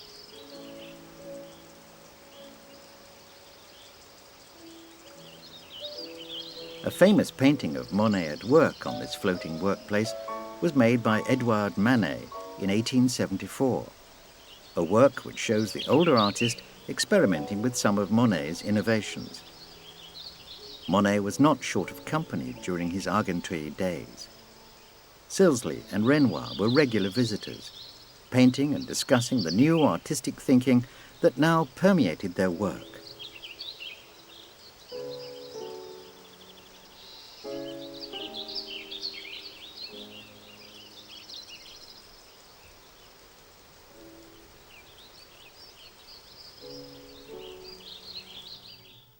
In 1873, these artists began to consider a bold new idea: to put together an independent exhibition of their paintings. In December 1873, the so-called Société Anonyme was formed by 11 artists, including Monet, Renoir, Sisley, Pissarro, and Edgar Degas. Their intention was to show their work together at just such an exhibition. On the 15th of April the following year, at the studios of Nadar, a Paris photographer, their work was revealed to the public for the first time. It was against the normal canon of academic work, and here were artists who were not going for detail. They were slapping colour with no attention to outline or to perspective or anything else. It was just regarded as bad painting. Monet's Impression Sunrise was considered not revolutionary so much as inept. Viewers were surprised that he could exhibit something so apparently unfinished. In the Boulevard des Capucines, he was criticised because the people did not look like people. They looked like, and indeed they were, little dots of stripes of colour. And this was felt somehow derogatory to the human race. Monet exhibited 12 works at the 1874 exhibition, and, like the works of his fellow artists, they were subjected to critical abuse. Many considered absurd the lack of detail in works like Monet's Impression Sunrise. The critic, Louis Leroy, said that wallpaper in its embryonic state is more finished than that seascape. Taking his cue from the title of the work, Leroy mocked the whole show as an exhibition of the Impressionists. Unintentionally, he gave the new artistic school its name. In subsequent exhibitions, the new breed of painters would describe themselves using the supposedly derogatory term, and by the time of the eighth and final exhibition in 1886, the term Impressionism was long established. Monet failed to exhibit in that final exhibition, but he showed work in 5 of the previous 7. At the second show in 1876, he displayed the Japanese Girl, with his wife once more the model. A strange, untypical work. Monet perhaps imagined that the contemporary vogue for Japanese prints would boost its commercial prospects. If so, he was right. It sold for 2,000 francs. At the third show in 1877, however, Monet displayed a far more significant collection of work. A total of 30 canvases, including 7 remarkable paintings of the same Paris railway station, the Gare Saint-Lazare. The Gare Saint-Lazare was the Paris terminus for the railway service that ran through Argenteuil.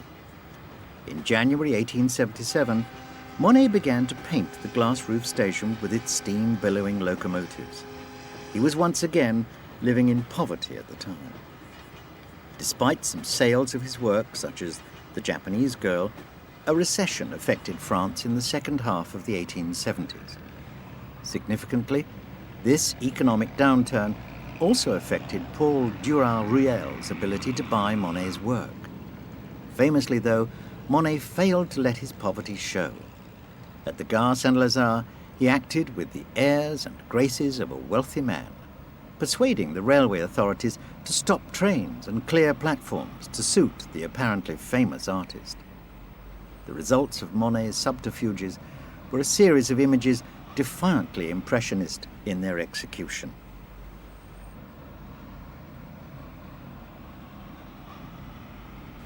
Monet was fascinated by railways, and in the 1870s he moved back into Paris so he could paint at the Gare Saint-Lazare. He was mainly interested in the effects of the steam, I suppose it was as well, because he'd been criticised for painting too much fog in London. So he thought he would really do an investigation of such phenomena. And what he found out was that the steam dissolved certain shapes because of the light that reflected from it. And in the building behind the station, you can see this particularly well. In fact, you have to look quite closely on some of the paintings to see that it is a building at all. It's patches of sunlight and then the colour of the brick, and then there's steam, of course, obscuring part of it as well.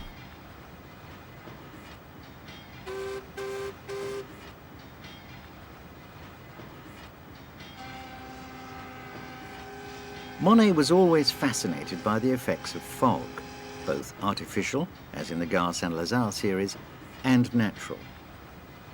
During his time in London, he painted The Thames Below Westminster, which captures the impression of the fog for which the British capital was so notorious.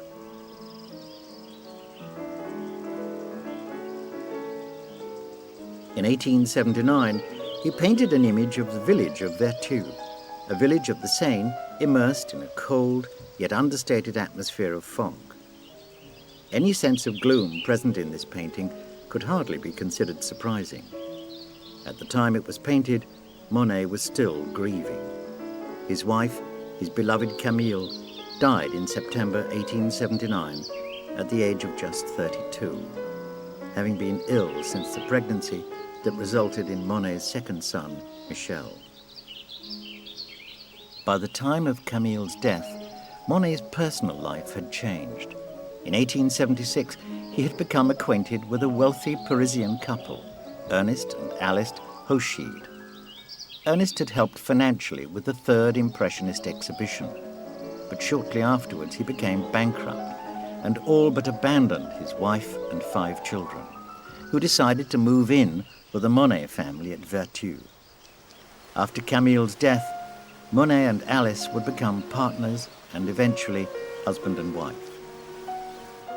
The death of Camille also marked the low point of Monet's financial affairs. The early 1880s saw a recovery in the French economy and the personal wealth of Paul Durand-Royal.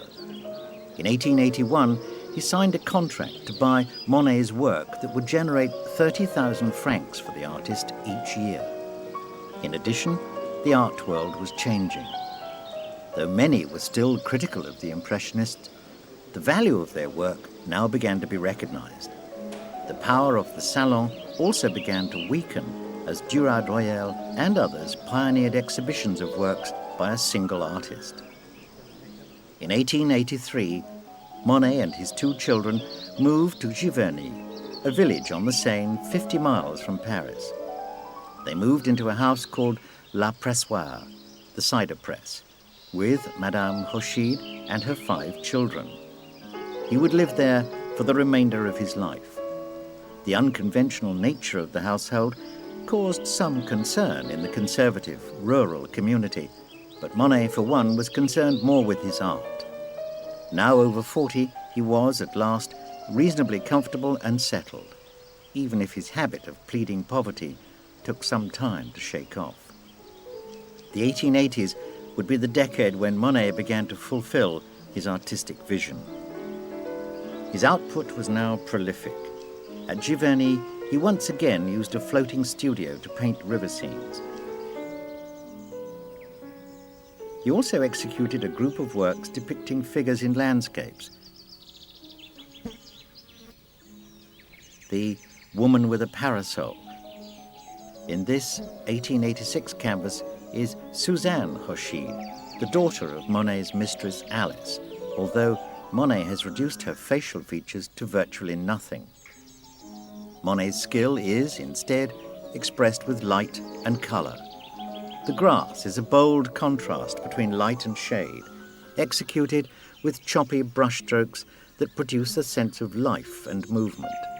The sky is altogether softer, while the subtle colouring of the woman's dress effectively brings together the whole composition, one of Monet's most delicate works at Giverny. Despite his love for his new surroundings, Monet continued to venture further afield in search of subject matter. The year 1886 was typical. He journeyed to Brittany, to the so-called wild coast at Belle-Île, a small rocky island exposed to the Atlantic Ocean. There he produced Storm Rocks at Belle-Île, a dramatic seascape painted outdoors in the full force of the storm. Further evidence of Monet's passion for authenticity comes with his paintings of the arched Normandy cliffs at Étretat. 1886 saw him paint the cliff known as the Manneporte. To paint the subject from this angle, it was necessary for the artist to negotiate a treacherous cliff path. Although he had nearly drowned the year before, Monet returned in 1886 to produce a timeless image of nature.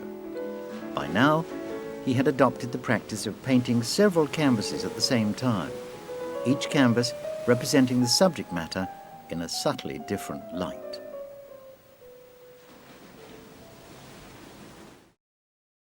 Curiously, when we look at paintings like this, what we actually paint is not the object. It's the light between the object and ourselves. And it's a kind of ethereal mist that seems to imbue this space. And this is what Monet wanted to capture, what he wanted to put down on the canvas. But as the sun moves across, as the clouds move across the sky, whatever, it alters all of the colour scheme, all of the light. And so Monet took to an idea that if he was going to go outside and paint, he would have a contraption built with a number of canvases of the same size within it, like a kind of rack for canvases. And as the light altered from one canvas, he would put another canvas on. And as he built up each canvas, that canvas became a separate painting. It was of the same subject, but the painting was completely separate. It was a completely distinct image. Commercially, things continued to improve for Monet. 1886 saw the first exhibition of his work in the United States. 1889 saw a major Paris exhibition featuring the work of Monet and the sculptor Rodin. By the turn of the 1890s, he was a leading figure in the world of art. But his success did not stop there. In 1891, he exhibited the first of his series paintings, works which perhaps represent the high watermark of Impressionism. The idea behind the series paintings was simple: to paint the same subject over and over again to show how changes in light affect the impression of the subject matter. Monet began with the Haystacks series and succeeded triumphantly. Painting in all weather conditions, Monet sought with each individual canvas to capture the instant, to paint the fleeting moment when, to use Monet's phrase, the scene is enveloped by a specific light effect. The Haystacks series was a huge success, both commercially and critically. Monet followed it with the Poplars, paintings of the tall trees that grew beside the river Epte, near to his home at Giverny. This was a project that nearly floundered. After he had begun work, Monet discovered that the trees were about to be cut down for timber. Luckily, he was able to strike a deal with the timber merchant to delay their felling until he had completed his work. By now, he could afford to. His wealth was increasing all the time.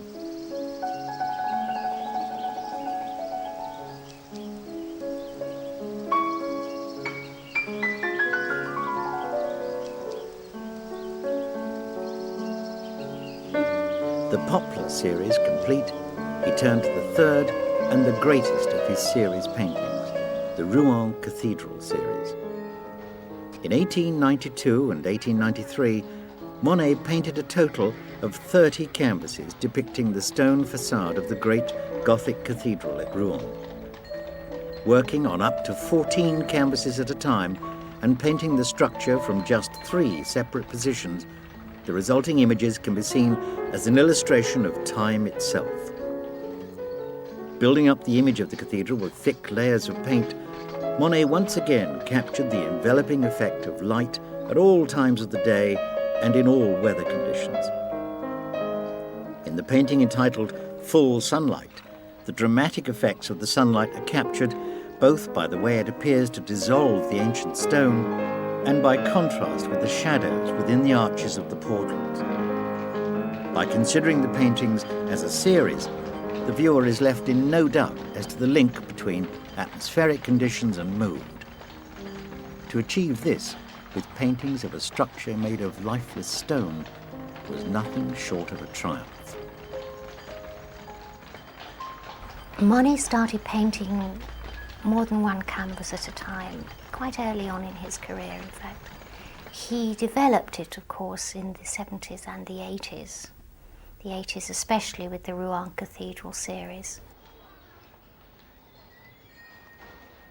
The end product of this is that we see the cathedral in the most amazing changes of mood.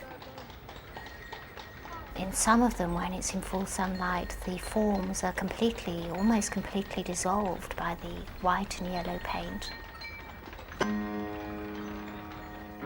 When 20 of the cathedral series were exhibited in 1895, Monet's status was secured. All of them were sold for 15,000 francs each, an astronomical sum. Aged 55, Monet was now a famous figure in France and beyond. His home life was also content. He married Alice Hochide in 1892, having been able to buy his beloved Giverny home 2 years previously. Increasingly, his work was concentrated on Giverny, and he devoted more and more time to his garden. His wealth enabled him to hire 6 gardeners to help him create a floral wonderland. In addition, he obtained permission to divert the small river Roule, thus creating a lily pond. As Monet grew older, this garden provided the subject matter for some of his most intensely colourful paintings.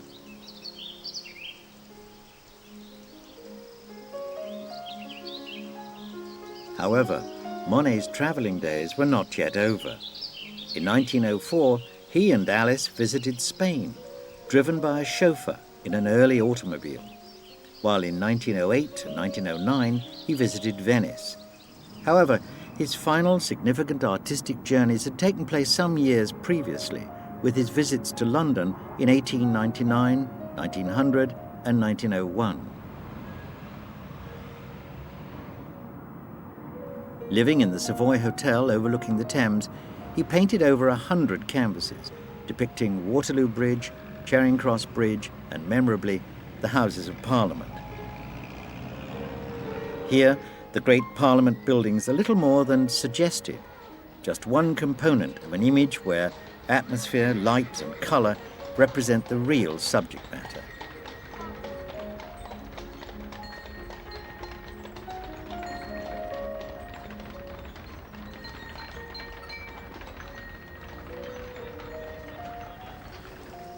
The final years of Monet's life were, however, devoted to his garden, and despite increasing problems with his eyesight, he continued to paint. The Japanese bridge that he built over the lily pond provides the subject matter for many of his later works. But it was the lily pond that provided the inspiration for Monet's final artistic triumph. As early as 1898, he conceived of a round room where the viewer would be surrounded by canvases depicting the lilies floating on an unbroken expanse of water. Many years passed without progress on this ambitious project, until the French Prime Minister, Clemenceau, promised Monet that France would provide a suitable setting if Monet completed the water lily project for France. Despite eye problems and his advancing years, Monet set about his final task. In 1926, it was eventually completed shortly before the great artist's death.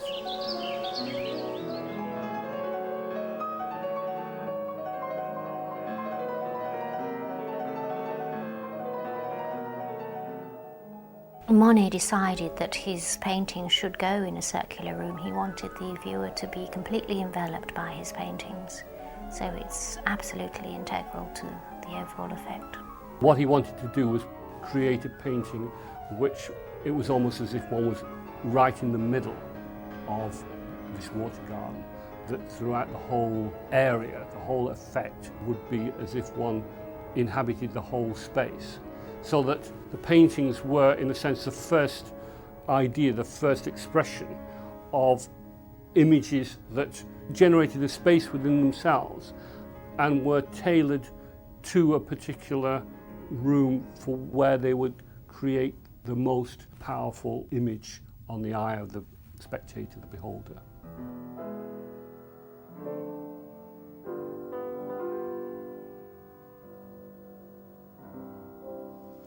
In 1927, the giant canvas murals were installed in 2 oval rooms in the Orangerie in the Jardin des Tuileries in Paris, a place christened the Sistine Chapel of Impressionism. In this final great masterpiece, Monet created a continuous scene of tranquility. Of all Monet's works, these water lily decorations require, most of all, to be experienced physically. By experiencing them in their dedicated premises, the genius of a man well into his 80s can only be wondered at. It is a genius that continues to attract visitors in tens of thousands whenever his works are exhibited. The status of Claude Monet, the greatest Impressionist, is secure forever.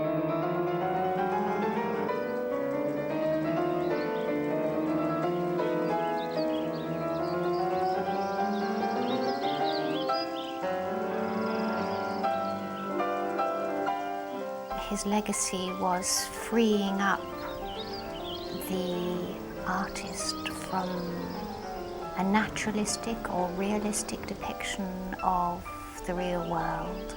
It would dissolve the world in light and colour. He moved the subject of painting completely away from storytelling or representational work, especially in his later work of the water lilies, which were practically abstract.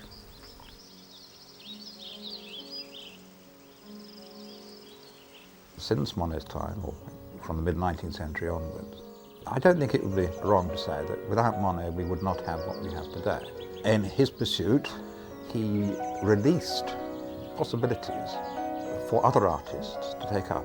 We can appreciate his own work, and this was certainly very, very different than that which was in the normal Royal Academy annual exhibitions or the annual salons in France. But just to stop at that, I think, would be wrong. And remember that photography fundamentally altered the perceived role of the artist, but also helped the artist. And it was Monet, I think, who came at a particular point and who released creative energies at a point at which it was necessary. If I had to put it in a broader context, it would say that we now see the end of the Renaissance, which laid the groundworks of what art was, how it should be viewed and how it should be produced. With Monet and those around him at the time, we see the start of the end. Although they did not see it that way, they still pursued realism within the context of the Renaissance. With the analytical cubist work of Picasso and Braque, and with the work of Kandinsky and Mondrian, we see the final breakdown and collapse of the Renaissance.